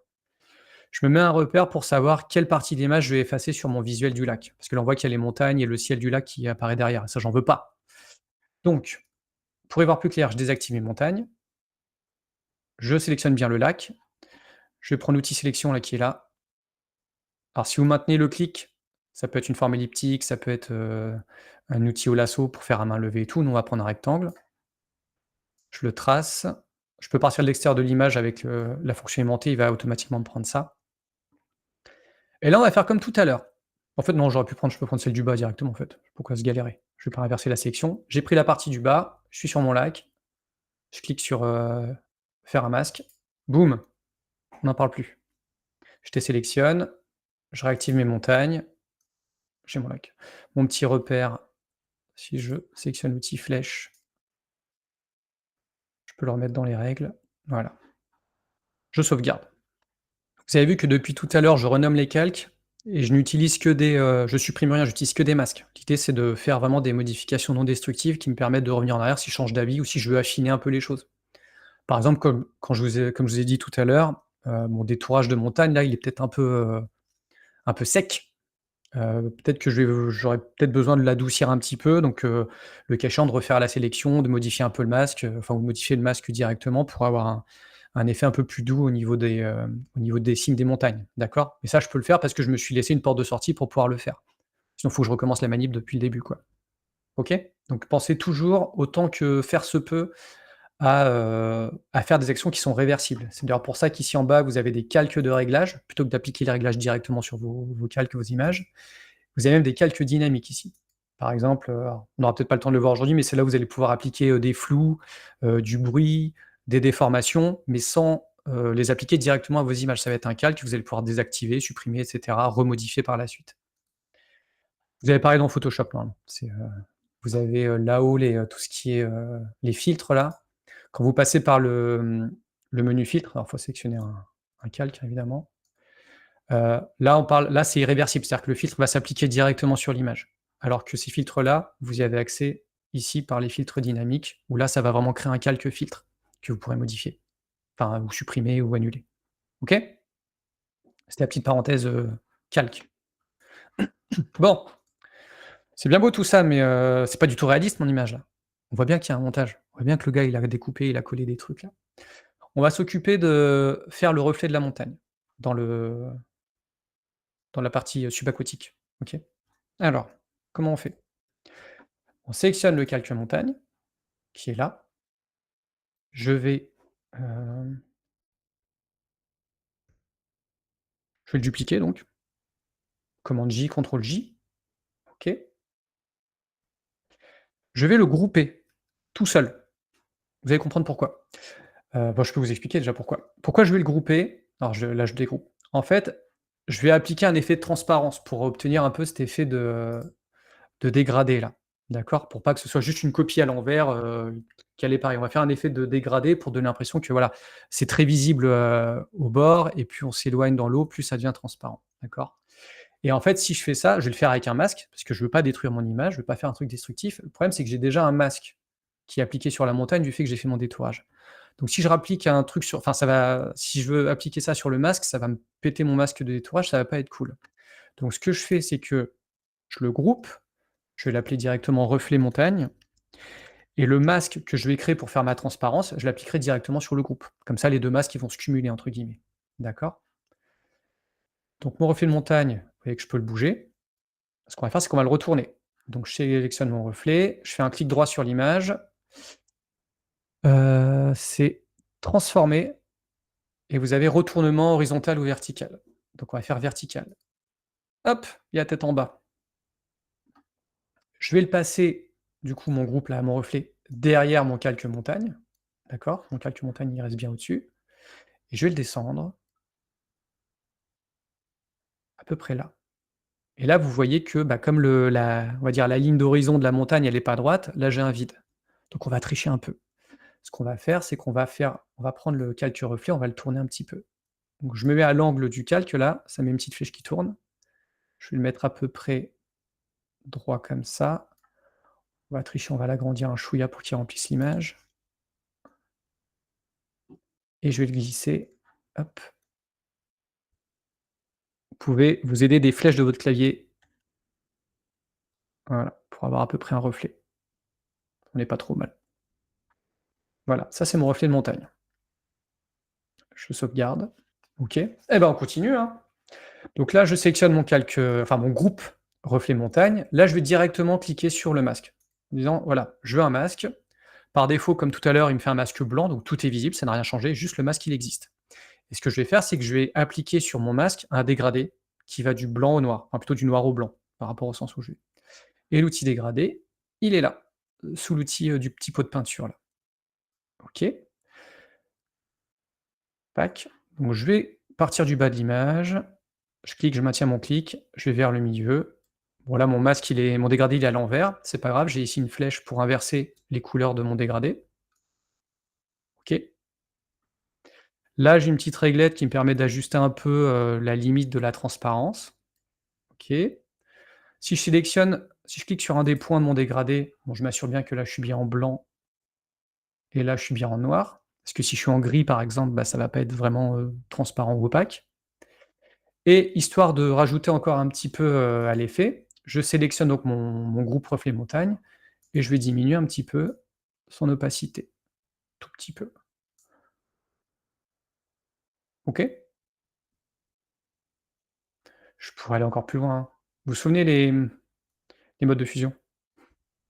Il y a moyen de tester des trucs avec les modes de fusion, hein, pour pousser les trucs un peu plus loin. Mais je vais rester en mode, enfin en mode normal, mais quand c'est un groupe IMEI intermédiaire. Voilà, donc là j'ai mon reflet. On va faire pareil avec les étoiles, parce qu'il y a quand même le ciel qui se reflète dans le lac. Donc je duplique mon ciel étoilé. Clic droit, transformer, retournement vertical. Voilà. Et lui, ce que je vais faire, c'est que je vais le mettre dans mon groupe que j'ai masqué là, et je vais le glisser en dessous des montagnes. Et je vais le descendre. Et on ne le voit pas. Si je le mets dessus, par contre, bah ouais. Alors, je vais juste diminuer l'opacité, on va faire un petit reflet comme ça. Hop. Ça, le reflet, là, c'était pour gagner du temps, comme ça, le masque du groupe, il s'applique aussi en même temps sur les étoiles. Et voilà. Je sauvegarde. Je sauvegarde en chuchotant. C'est une sauvegarde importante. Après, sinon, si vous voulez vraiment faire le ciel étoilé de manière plus rigoureuse, il faut faire comme on a fait pour les montagnes, c'est-à-dire vous lui mettez un masque, vous le mettez à part, vous mettez le dégradé, voilà. Mais bon, là, on va pas se prendre la tête. Et là, d'après vous, qu'est-ce qu'il faut faire? Parce qu'on est quand même... c'est pas encore ça, hein. Vous vous souvenez tout à l'heure, quand on était sur le RAW et que je vous ai dit les tons clairs, les tons foncés, les teintes, bah, c'est là en fait où ça va prendre toute son importance, où vous allez devoir sélectionner les montagnes par exemple, qui je trouve là sont les moins bien intégrées dans le visuel, et utiliser ici les calques de réglage. Et vous allez retrouver certaines choses, donc la balance des blancs, luminosité et contraste, la vibrance. Donc la vibrance, ça va vous donner accès à donc la vibrance et la saturation. Vous allez avoir les courbes, vous allez avoir l'exposition. Donc là, en fait, vous allez retrouver pas mal de... bah, vous allez avoir pas mal de réglages qui sont propres à la photographie de manière générale, mais que là, vous allez pouvoir appliquer localement sur chacun de vos calques pour pouvoir faire en sorte qu'ils se matchent mieux les uns avec les autres. Par exemple, là, les montagnes, moi, je trouve qu'il manque un peu de contraste. Alors pour ça, je peux utiliser les courbes, je peux utiliser luminosité et contraste. Donc on va commencer par luminosité et contraste. Attention, là, le calque de réglage, il s'applique sur tout le monde. Donc je vais bien le glisser sur mon calque montagne pour que mes modifications ne s'appliquent, il est là, pardon, ne s'appliquent que sur le calque montagne. Quand la petite boîte de dialogue là, elle disparaît, il vous suffit de double-cliquer sur l'icône du réglage, d'accord?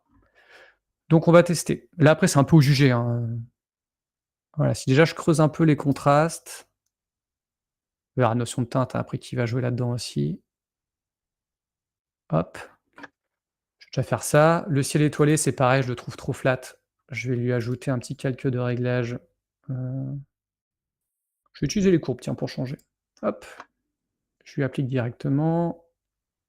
Voilà, bah, on voit d'ailleurs sur la courbe que mon histogramme, il est très ramassé sur la gauche. C'est-à-dire que bah, forcément, dans les zones sombres, je perds un peu des infos.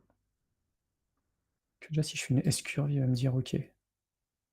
Ouais. Donc là, c'est vraiment vous tester, hein, c'est empirique, hein. Le réglage que je vais faire ne sera pas forcément le meilleur, mais l'idée, c'est voilà, d'avoir un truc qui blende un peu mieux.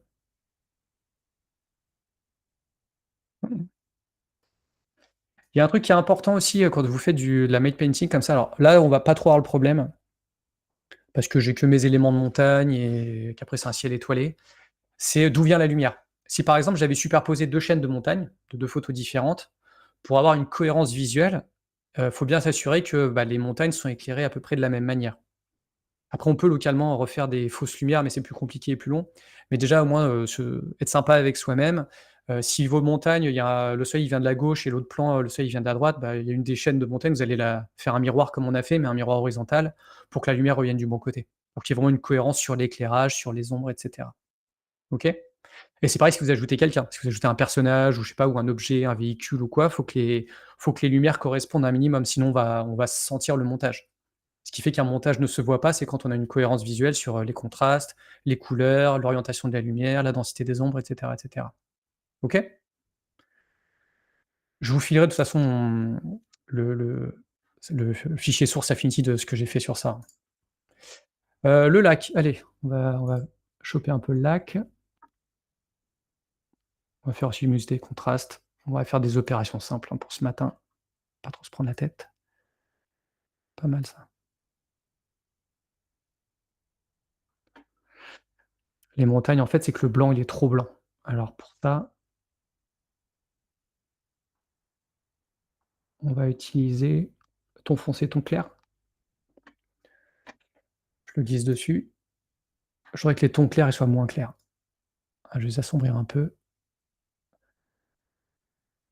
Les tons foncés un peu plus foncés. OK.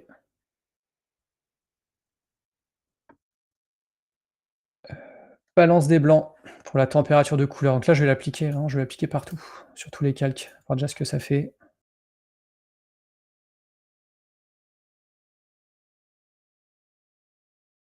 Je donne une toute autre ambiance, hein, mais c'est pas très grave.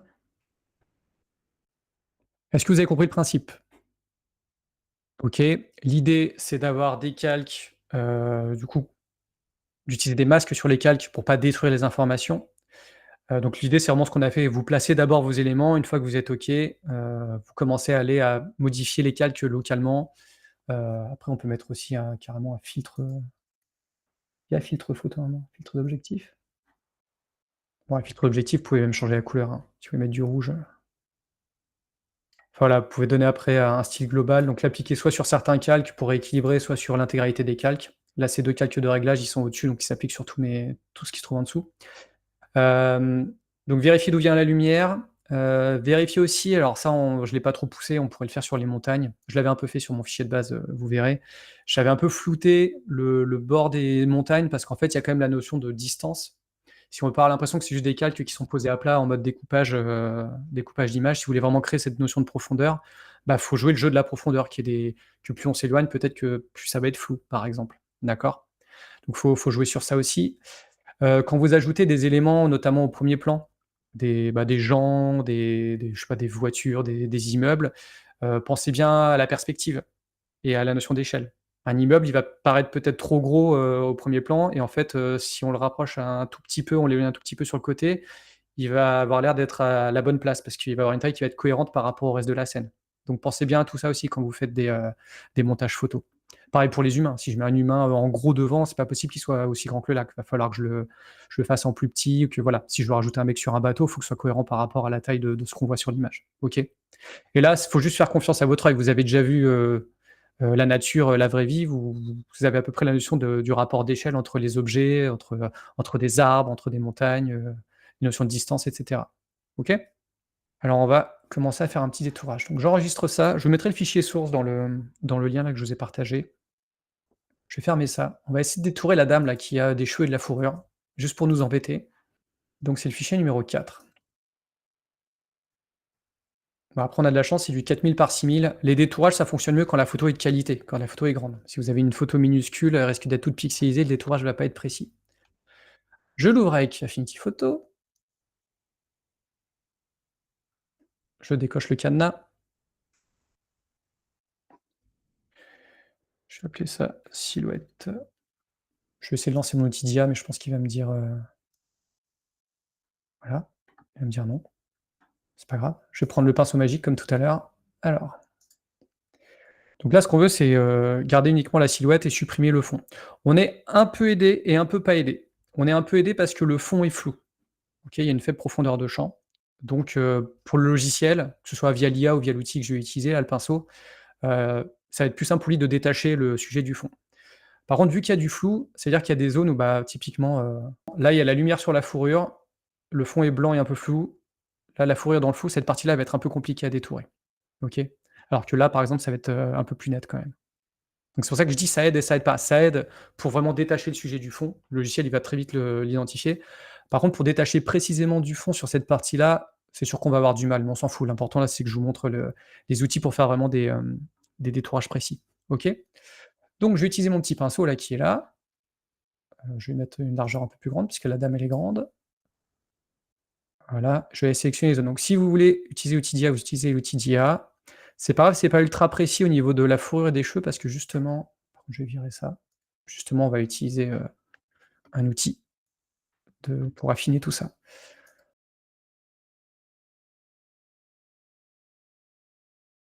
Si vous utilisez cet outil-là et que vous débordez en dehors, rappelez-vous, vous maintenez Alt ou Option pour supprimer une partie de la sélection. Vous voyez, il n'ose pas trop aller dans la partie floue. Il fait son timide. Voilà, ça le pantalon fastoche. Vaut mieux englober la fourrure, même s'il y a un peu du fond derrière, que de ne pas l'englober pour ce qu'on va faire après, ça sera plus simple s'il y a un peu déjà la fourrure. Et maintenant le visage, avec les cheveux. Je vais les mettre tout prix. J'appuie sur Alt, Option, voilà, pour enlever ce qui est en trop. Faut savoir que les logiciels comme ça aujourd'hui, ils sont quand même pas trop teubés. Quand vous allez commencer à enlever des morceaux de sélection ou remettre, en fait, il apprend au fur et à mesure, donc il va mieux comprendre ce que vous attendez de lui et comment est conçue l'image. Donc plus vous modifiez, plus ça affine aussi sa perception de l'image. Je pense que je vais laisser comme ça, hein, parce que là, il y a ouais, comme ça. OK. On va rajouter un peu là, il y a un peu de fourrure par ici. Voilà, là aussi. OK.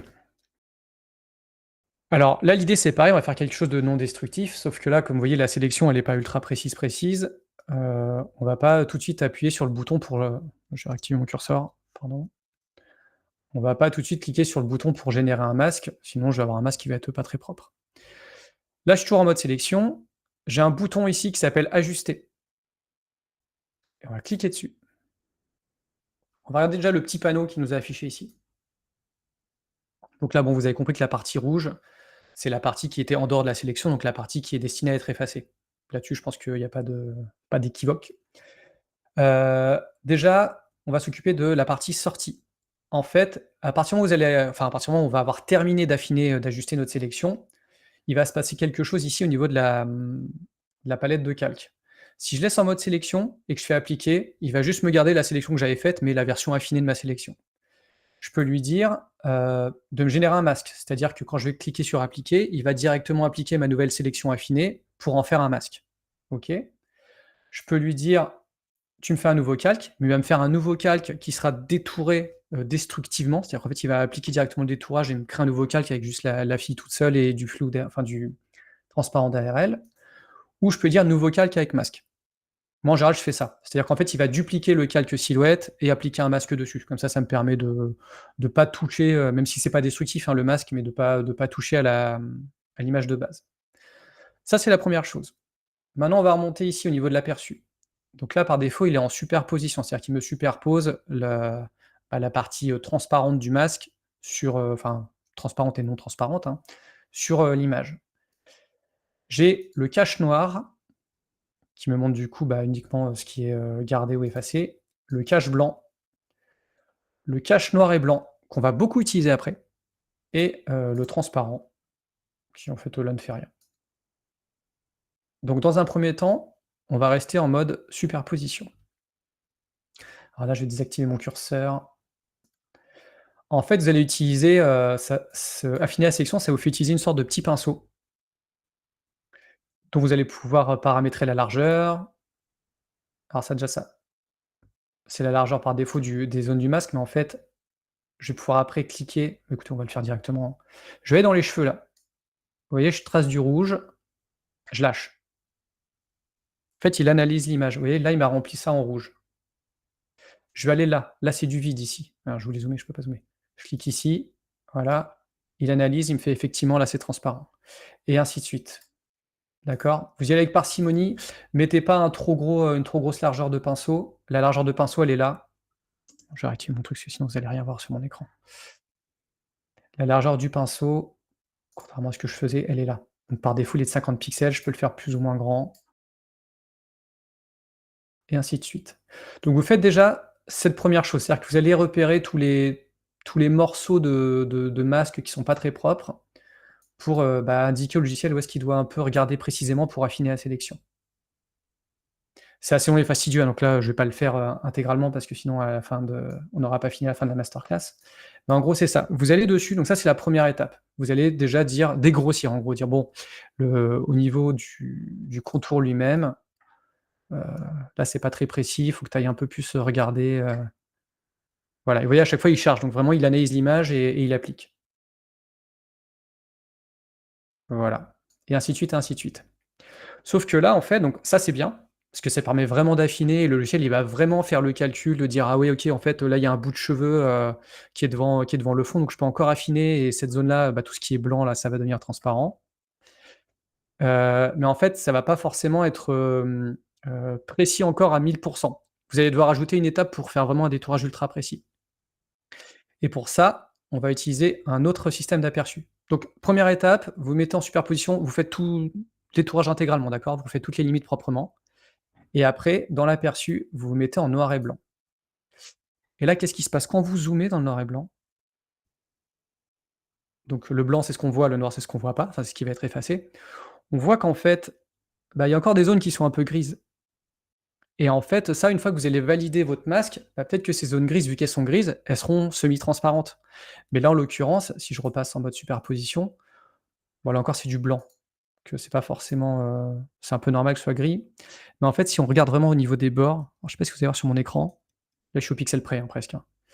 Là, on voit qu'il y a des petits pâtés de gris, là, OK? Qui montrent qu'en fait, à l'intérieur, donc sur là, sur l'épaule de la jeune fille, en fait, je vais avoir des zones qui vont être, pas détourées, mais pas opaques à 100, alors que pour le coup, il y a rien qui doit être détouré puisque c'est son vêtement. Donc ce qu'on fait quand c'est comme ça, c'est qu'on se met en noir et blanc et là, vous avez des onglets. Premier plan, arrière-plan, contour progressif. Alors contour progressif, c'est pour, la limite entre le blanc et le noir. Je vais mettre premier plan. Premier plan, ça va donc être ce qui est blanc, c'est-à-dire ce qui va être gardé dans mon masque et je vais dire: là, en fait, cette zone-là» alors par contre, pardon, mon pinceau, il est un peu gros parce que j'ai beaucoup zoomé. Je veux dire premier plan, là, en fait, ces petits pâtés gris là, c'est censé être du premier plan, donc c'est censé être du blanc. Et il va du coup, non seulement il va repasser ça donc en blanc, mais il va quand même analyser autour. Vous voyez qu'en fait, il va un peu regarder ce qu'il y a à côté et potentiellement là, il me repousse un peu limite. Donc là, je suis en train vraiment d'affiner les bords intérieurs de ma sélection. Et si jamais en faisant ça, il déborde trop, il me réaffiche trop quelque chose qui est pas censé être vu, qui est censé être détouré, je passe en mode arrière-plan, donc en noir en gros, et là, je vais aller cliquer à l'extérieur pour dire: «Bah non, mais ça mon gars, c'est de l'arrière-plan, après c'est censé être, transparent» et cetera. Faut pas que j'hésite à rebasculer en superposition pour voir ce que je suis en train de toucher. Voilà, et ça, en fait, c'est la manip pour vraiment affiner une sélection ultra proprement, même avec l'IA. L'IA détecte très bien les contours, mais à partir du moment où vous avez vu, le fond est flou, il y a des cheveux, il y a la fourrure qui se mélange parce qu'elle est blanche et que le fond est blanc et qu'il est flou, faut y aller un peu plus précisément. Et une fois que vous avez fini ça, vous cliquez sur appliquer. Hop, et comme dans les réglages, je lui avais dit: «Tu me dupliqueras le plan et tu m'appliques un masque». Alors je peux désélectionner, le calque du dessous. Il m'a effectivement, mis un masque sur, et dupliqué le plan. D'accord? Bon là, du coup, mon détourage il est dégueulasse parce que je l'ai pas mené jusqu'au bout. Mais, en gros, c'est ça. Vous faites déjà une sélection de votre sujet et si vous avez besoin de l'affiner, ce qui est souvent le cas quand on a des cheveux ou de la fourrure, vous cliquez sur ajuster et là, vous allez, vous prenez une demi-heure, 1 heure, parce que vous voulez une photo parfaite et vous y allez. Faut savoir qu'il y a un détourage, il y a de la tolérance, c'est-à-dire que si, vous détourez une image qui va être en fait, affichée en petit dans un visuel ou imprimée en petit, c'est moins grave si c'est pas ultra parfait à 1000. Mais si c'est pour, si par exemple cette personne, je veux la mettre de plein cadre sur une affiche A3 ou A2, elle va donc être vue en grand, j'ai pas intérêt à ce que mon détourage il soit dégueulasse parce que ça va se voir tout de suite. D'accord? Donc faut aussi juger, d'utilisation finale de votre détourage. Est-ce que c'est un détourage rapide pour faire un truc un peu simple, un peu rigolo? Ou est-ce que, ça va être pour une impression, pro qui va être vue dehors où là, en gros, je peux pas trop me louper, quoi. D'accord? Est-ce que vous voulez que je vous montre autre chose? Alors, parce que bon, le détourage, vous avez compris, on va pas le mener au bout, On passerait juste 1 heure à faire du détour à chacun de notre côté, vous le ferez chez vous. Vous êtes déjà chez vous. Sur quelle image je peux vous montrer ça? Tiens, on va recharger la photo de Amiens. Je la développe direct, je m'en fous qu'elle soit en RAW. Ce qu'on va faire déjà, c'est qu'on va la recadrer un peu, en cliquant ici. On va se focaliser justement sur les immeubles. Elle est pas très droite. Je vais laisser un peu de marque quand même au-dessus. Voilà. Alors, je vais vous montrer cet outil-là, là. Liquify Persona. Quand vous cliquez sur Liquify Persona, vous avez donc une interface dédiée qui apparaît, qui est une interface qui fonctionne sur le principe de grille, de mesh. Donc vous voyez que là, en fait, ça m'affiche des petits carrés. Alors, j'ai pas mal de réglages. Là, à droite, j'ai le réglage de ma grille, les subdivisions. Donc là, c'est des petits carrés de 10, mais ça peut être plus grand, plus petit, selon le niveau de précision que je veux avoir avec cet outil. Vous allez voir très vite à quoi il sert.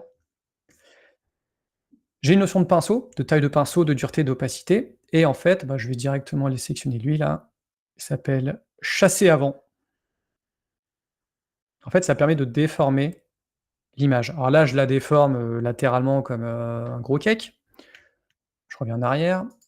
Là, je peux pousser. Voilà. Alors, si vous descendez, si vous montez, ça va dans l'autre sens. OK. Je reviens en arrière. Là, vous avez le swirl.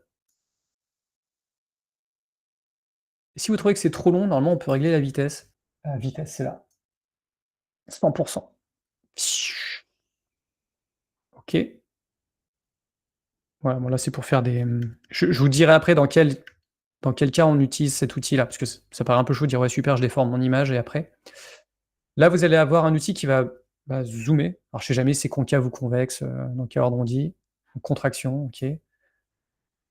Ça gonfle. L'autre, ça dégonfle. Si vous appuyez sur Alt ou Option, ça va faire, en fait, ça va avoir l'effet inverse de l'outil que vous sélectionnez. Donc, en fait, que je sélectionne l'un ou l'autre, là, si je clique, ça gonfle. Si je maintiens Alt ou Option, ça dégonfle. OK. C'est comme si, plutôt que de cliquer sur le deuxième, je lui dis, tu fais l'inverse de ce que tu es censé faire. Donc ça vaut pour lui, ça vaut pour le swirl qui, du coup, va tourner dans l'autre sens, faire la spirale. Là, c'est pareil pour ces deux-là. Vous allez avoir... Alors celui-là, je ne sais plus ce qu'il fait exactement. Ah, celui-là, il fait des... Ça marche mieux avec les bruitages. C'est tout glacé. Voilà, si vous voulez faire un visuel comme dans la Reine des Neiges. Ensuite, vous allez avoir... Alors, il y en a un qui est important. Alors, cloner une grille. Ça, alors, si je peux vous le montrer. Justement, admettons, je fais un swirl là sur lui. Et je trouve que cet effet avec ce réglage, il fonctionne très bien. Donc, en fait, je voudrais l'appliquer à l'identique ici. Donc, en fait, je peux cloner. Alors, je maintiens le Alt. Je fais Alt-clic. Et ensuite, je clique. OK. Donc, Alt, c'est pour prendre un échantillon de ce que je veux copier. Je lâche le Alt et après, je clique sur la zone où je veux appliquer exactement la même déformation. OK. Ensuite, je peux verrouiller une partie de l'image. Admettons, je veux faire un... pardon. Je veux faire ma petite spirale, là. Mais je veux pas que ça agisse sur cette partie-là. En fait, je peux protéger. Donc, vous avez le figé, donc le petit gel. Alors, il est gros. Où je dis, là, tout ce qui est en rouge, tu touches pas. C'est OK, c'est sacré. Donc là, maintenant, si j'applique une déformation, ça va l'appliquer entre les deux. D'accord? Ça permet de sécuriser une partie de l'image. Et ici, vous avez le feu. C'est pour dégeler, tout simplement. Voilà, pour dire, c'est bon, en fait, tu peux. Donc là, si j'applique un truc, ça va bien... OK. Problème. Et je le dis en criant dans le micro. Problème. Si je dis appliquer,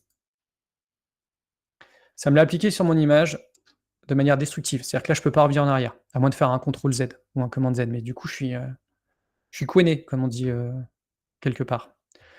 Donc, en fait, plutôt que de passer directement par l'interface de Liquify, je vais aller ici, dans les calques dynamiques, donc ce truc qui ressemble un peu à un sablier, là. Et j'ai le... où est-il ? Liquify, ici. Et là, il me bascule dans l'interface de Liquify. Sauf que maintenant, il va me faire un calque. Donc, tout ce que je vais faire, OK, toutes mes déformations, tous mes trucs, Je le fais là pour vous montrer. Voilà, je l'applique, terminé. Il me l'a mis sur un calque qui est là, donc je peux dérouler. Et donc si je désactive le calque, c'est non destructif. Donc je peux le remodifier, je peux double-cliquer dessus, ça me rebascule sur l'interface de Liquify. Je clique sur terminer quand j'ai fini et je peux l'activer, le désactiver. OK? À quoi ça sert? Alors il y a plusieurs choses. En photo, par exemple, des fois, vous allez avoir, des déformations dues à l'objectif. Par exemple, vous prenez quelqu'un en gros plan de très près, sa tête va paraître un peu grosse comme ça, avec des gros yeux, un gros nez. Vous allez utiliser en fait cet outil-là pour peut-être réduire un petit peu la taille des yeux, un peu la taille du nez, pas pour lui faire de la chirurgie esthétique, mais pour rétablir un peu les bonnes proportions de son visage, parce que la déformation de l'objectif lui fait vraiment une tête de poisson rouge dans un bocal, quoi. D'accord? Donc ça, c'est ce que vous allez pouvoir utiliser et notamment, si vous réduisez un peu la taille d'un œil, pour être sûr d'avoir la même réduction sur l'œil d'à côté, vous allez utiliser l'outil clone que je vous ai montré pour cloner l'effet exactement de la même manière sur l'autre œil, pour que les deux aient bien pile poil la bonne taille. Ça peut être aussi des choses un peu esthétiques, par exemple, dans le milieu de la mode, parfois on fait des shootings de photos de vêtements, et des fois sur le vêtement, il y a un pli qui va ressortir un peu, qui va pas être très esthétique, on va dire, pour une pub. On va utiliser cet outil-là pour justement, cet outil-là pour raboter un peu, pour en fait dire, bah non, mais en fait, alors plutôt dans l'autre sens, genre non, le pli là, tu vas rentrer un peu, voilà, hop, pour retrouver une forme un peu plus harmonieuse. C'est vraiment pour de la retouche, locale sur de la photo, mais par contre, ça peut être aussi pour globalement, mais ça peut être aussi pour du dessin artistique. Par exemple, typiquement, le fait de faire des spirales, vous pouvez faire des lignes de traits de couleur et appliquer vos spirales dessus et ça vous fait des petits motifs. Pareil pour le truc en mode comme ça là. Voilà, vous pouvez l'appliquer vraiment sur, en fait, sur n'importe quel calque, mais par contre, faites-le bien avec le calque, le filtre dynamique comme je vous ai montré pour pouvoir, en fait, annuler, revenir en arrière et cetera. Pas appliquer quelque chose de destructif sur votre image. OK? Le détourage, hésitez pas à le mener au bout. C'est toujours un peu fastidieux parce que, faut se donner le temps et les moyens et la motivation pour détourer finement et voilà, mais si vous arrivez à faire un détourage propre sur notamment cette personne qui a quand même et des cheveux bouclés et un manteau de fourrure, enfin, franchement beau jeu. Voilà, c'est tout pour moi. On a été pas mal ce matin. Est-ce que ça vous a plu? Est-ce que vous avez appris des choses?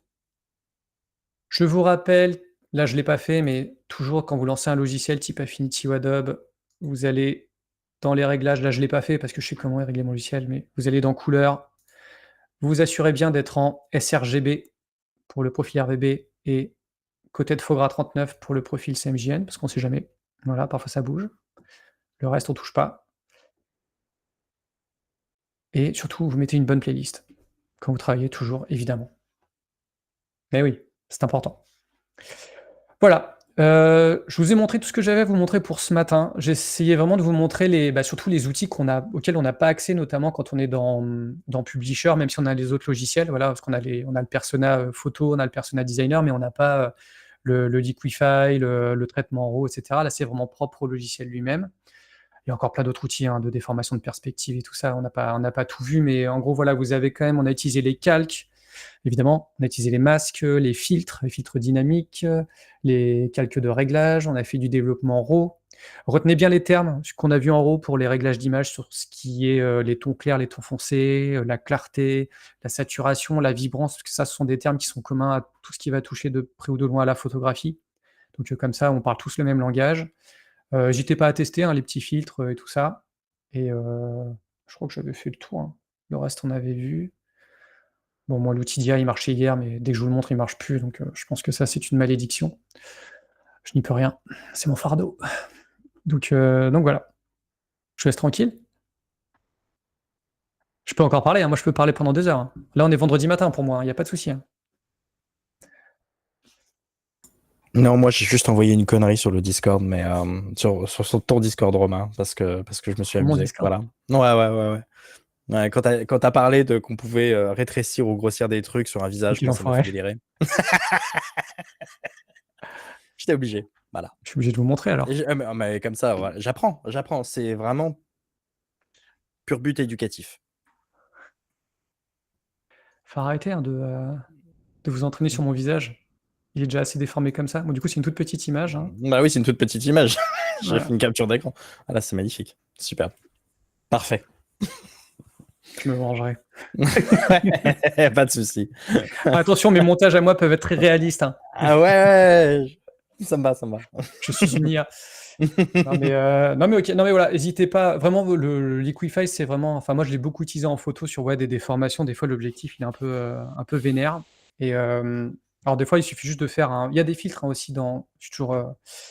Il y a des filtres. Je crois que c'est dans les filtres dynamiques. Vous avez un truc qui s'appelle distorsion de l'objectif.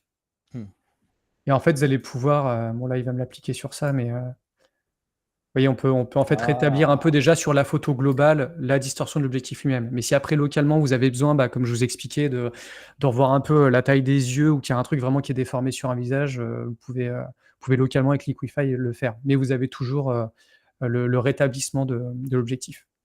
D'ailleurs, je ne vous l'avais pas montré, je vous montre quand même. Normalement, il y est. Quand on est en mode RAW. Oh ouais, tu m'embêtes, toi.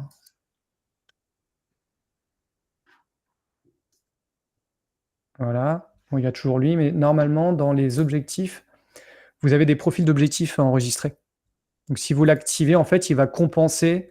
Alors, il va détecter l'objectif, idéalement. S'il ne le détecte pas, vous allez voir si vous le trouvez dans la liste. Hein. Il y a toutes les marques sous les du Canon, du Casio, du Carl Zeiss, etc. Et pour chaque objectif, il a un profil de compensation de la déformation. Mais après, vous pouvez le faire à la main. Voilà, j'en ai mis un qui, du coup, ne correspond pas au bon objectif. Il m'a tout tordu. Mais après, vous pouvez faire vous-même gérer la distorsion déjà au niveau de votre traitement RAW pour rétablir la déformation d'objectif. OK ? Et auquel cas, comme je vous ai montré, vous l'avez ici dans les filtres dynamiques. Il y a vraiment 1000 trucs. Hein. C'est vraiment un vrai logiciel de photo. Regardez, il y a un truc éclairage. Ça, je peux créer un éclairage. Ouais, quand vous avez besoin de refaire un éclairage pour une make painting, par exemple. Et là, vous avez tous les réglages, lumière diffuse, spéculaire. C'est génial. En vrai, on peut y passer des heures. Mais voilà, ça, c'est pas mal l'éclairage, je voulais vous le montrer. Enfin, j'avais pas d'application spécifique pour vous le montrer, mais sachez que ça existe et ça rend bien service pour rétablir un peu la lumière ou vraiment renforcer le réalisme d'un montage photo. Okay. Donc, en gros, il est vraiment aussi complet que Photoshop, quoi. Ah oui, c'est l'équivalent de Photoshop. Ok. Cool. Il a juste pas le truc qui génère l'IA de Photoshop qui génère des trucs, mais bon, je pense que ça ne saurait tarder. C'est pas grave. Mais oui, c'est pas le plus important. Puis en fait, moi, je me suis rendu compte, alors là, c'est le graphiste qui parle, qu'en fait, rien que de refaire le montage là, avec les montagnes que je vous ai fait faire tout à l'heure, c'est là que je me suis dit, en fait, c'est vraiment ça la partie cool de la créa, c'est que ce soit moi qui le fasse, et pas que je sois en train de prompter 1000 versions de prompt pour obtenir à peu près ça. Je trouve ça, c'est cool. C'est ça, ouais. Je préfère faire des automatisations avec les IA plutôt que de les faire créer à ma place. Donc voilà, mais ça, c'est juste... Faut pas oublier que l'IA est là pour faire la vaisselle, pour faire des trucs chiants, et nous, on est là pour faire le reste qui est cool. Exactement. Et clairement, moi, je préfère faire de la créa sur photo ou designer plutôt que de laisser ça à une IA qui va copier ce que quelqu'un a déjà fait. Voilà. Je n'ai rien contre l'IA, hein. Moi je suis pro IA, mais pour les trucs cool, je me le garde pour moi. Je préfère vraiment, comme tu dis, Edouard, lui laisser la vaisselle et les tâches ingrates. Mais tout en lui disant merci, parce que si jamais ça se révolte, voilà, on est sécu. Moi, je l'insulte, mon IA. En fait, je l'ai paramétré pour que on se parle vulgairement et tout. Tu l'as programmé pour ça? Ouais, et genre, je sais plus, l'autre fois, je lui posais une question et elle m'a dit rien à foutre, tu peux pas le faire. J'ai fait OK. Ah, mais c'est génial, je veux. Ah, je vais lui faire ça. Ah, c'est génial. Romain. Oui, j'ai vu sur Internet que Sam Altman disait que la politesse envers l'IA coûtait des milliards à ChatGPT. Parce que ça conditionne les réponses, ça augmente le travail et tout un tas de choses. Mais même il a publié un prompt, justement, que tu peux, ce qu'on appelle les prompt systems. Donc, c'est pas un truc que tu tapes pas à chaque fois, que tu enregistres dans l'appli ChatGPT, par exemple. Où en fait, tu lui dis en gros, alors le prompt est assez long, mais c'est en gros pour lui dire, soit vraiment, si je te pose une question, tu me réponds, tu me donnes l'info, t'en fais pas des caisses, tu me proposes pas de faire autre chose derrière, tu vois, t'es vraiment genre, tu donnes l'info, quoi, tu vois. Ouais, et parce qu'en fait, donc effectivement, en fait, plus il y a du texte, plus ça consomme du serveur, plus c'est pas du tout écologique. Mais en plus de ça, l'IA elle-même, en ce moment, c'est pour ça qu'il a publié ce prompt-là, elle a tendance à un peu trop en faire des caisses et paraphraser. Tu vois, elle devient limite trop gentille, trop avenante. Et en fait, au final, dans l'utilisation, au bout d'un moment, ça saoule. Enfin, moi, je l'utilise quand même assez régulièrement sur certains sujets. Au bout d'un moment, t'es là, genre, donne-moi l'info. Et puis oui, ça consomme de ouf, en fait. Donc, on oublie que parce que l'IA nous parle comme un humain, c'est pas un humain, c'est juste, t'as même pas besoin d'être poli. C'est bien d'être poli, mais t'as pas besoin d'être poli avec l'ordinateur. Et je crois que l'autre fois, et après je vous lâche, le meilleur exemple, c'était, je voulais qu'il me convertisse un truc, je lui dis, genre, je sais pas, 350 km/h, ça fait combien en mètres secondes? Et en fait, il a commencé à me dire, alors pour calculer la conversion de trucs, et en fait, je fais, ouais, du coup, c'est quoi la réponse, tu vois, genre, je sais comment on le fait, c'est juste, je veux pas le faire, parce que je suis finant, je le faisais quand j'étais en cours de physique, mais là, j'ai plus envie de le faire, c'est quoi le résultat? Et en fait, j'ai dû y aller à plusieurs fois, et c'est pour ça qu'après, j'ai mis le prompt de Sam Altman en disant, bon, maintenant, tu vas m'insulter en allemand, mais tu vas me répondre de manière objective et directe, et puis on n'en parlera plus, quoi. Depuis, je m'entends beaucoup mieux avec mon IA. Mais voilà, c'est ça, en fait, tu n'obtiens même plus ton info, c'est blablabla, blablabla, en fait, c'est le sinus du cosinus du cas. Non, donne le résultat, c'est tout ce que je veux. Il faut pas oublier dans Iron Man, les premiers, bien avant qu'il y arrive, voilà. Faut pas oublier comment Tony Stark qui parle à Jarvis. Comme de la merde. C'est vrai, je m'en souviens même plus. Ah si. Mais non, mais c'est vrai. Enfin, tu vois, on est trop poli. Faut être poli entre nous, hein. C'est important entre humains, mais là, t'as pas besoin de. Tu veux une info, on te la donne, quoi. Les gens sont plus polis avec l'IA qu'avec les humains, quoi. Mais c'est clair. C'est pas faux. Oui, mais alors, ça, pour le coup, c'est aussi le reflet de l'IA. C'est-à-dire que, tu vois, un humain qui te parle mal, Oui. tu vas pas avoir envie de lui parler bien. Tu vois, genre, tu vois, un mec, il te parle hyper sèchement, il t'envoie bouler, tu vas pas dire, oh, il a l'air sympa, je vais être super cool avec lui. Et en fait, l'IA fait un peu ça, c'est qu'elle te miroite un peu de la gentillesse et de la sympathie. Du coup, toi, t'as pas envie de l'insulter. T'as envie de dire, ouais, je vais bien, tu vas bien et tout. Mais c'est normal, on fait le reflet de ce qu'on. Enfin voilà, on est les humains entre humains, on se reflète les uns les autres, quoi. C'est pour ça, soyez cool avec les autres si vous voulez qu'ils soient cool avec vous. Bande de petits flibustiers. Là. Quel joli mot de la fin. Voilà. Et faites des beaux détourages, c'est important. Ouais. C'est important les détourages. Mais faites-les vous-même. Ouais. Vous dégrossissez avec l'IA si vous voulez, mais après la finition, la petite touche qui fait que il n'y a que vous qui puissiez le voir. Ça. Bon allez, presque bon appétit. Et merci de m'avoir écouté. Je vais retourner dans ma solitude maintenant avec mes amis imaginaires. Bon appétit tout le monde. Bon appétit, bonne journée.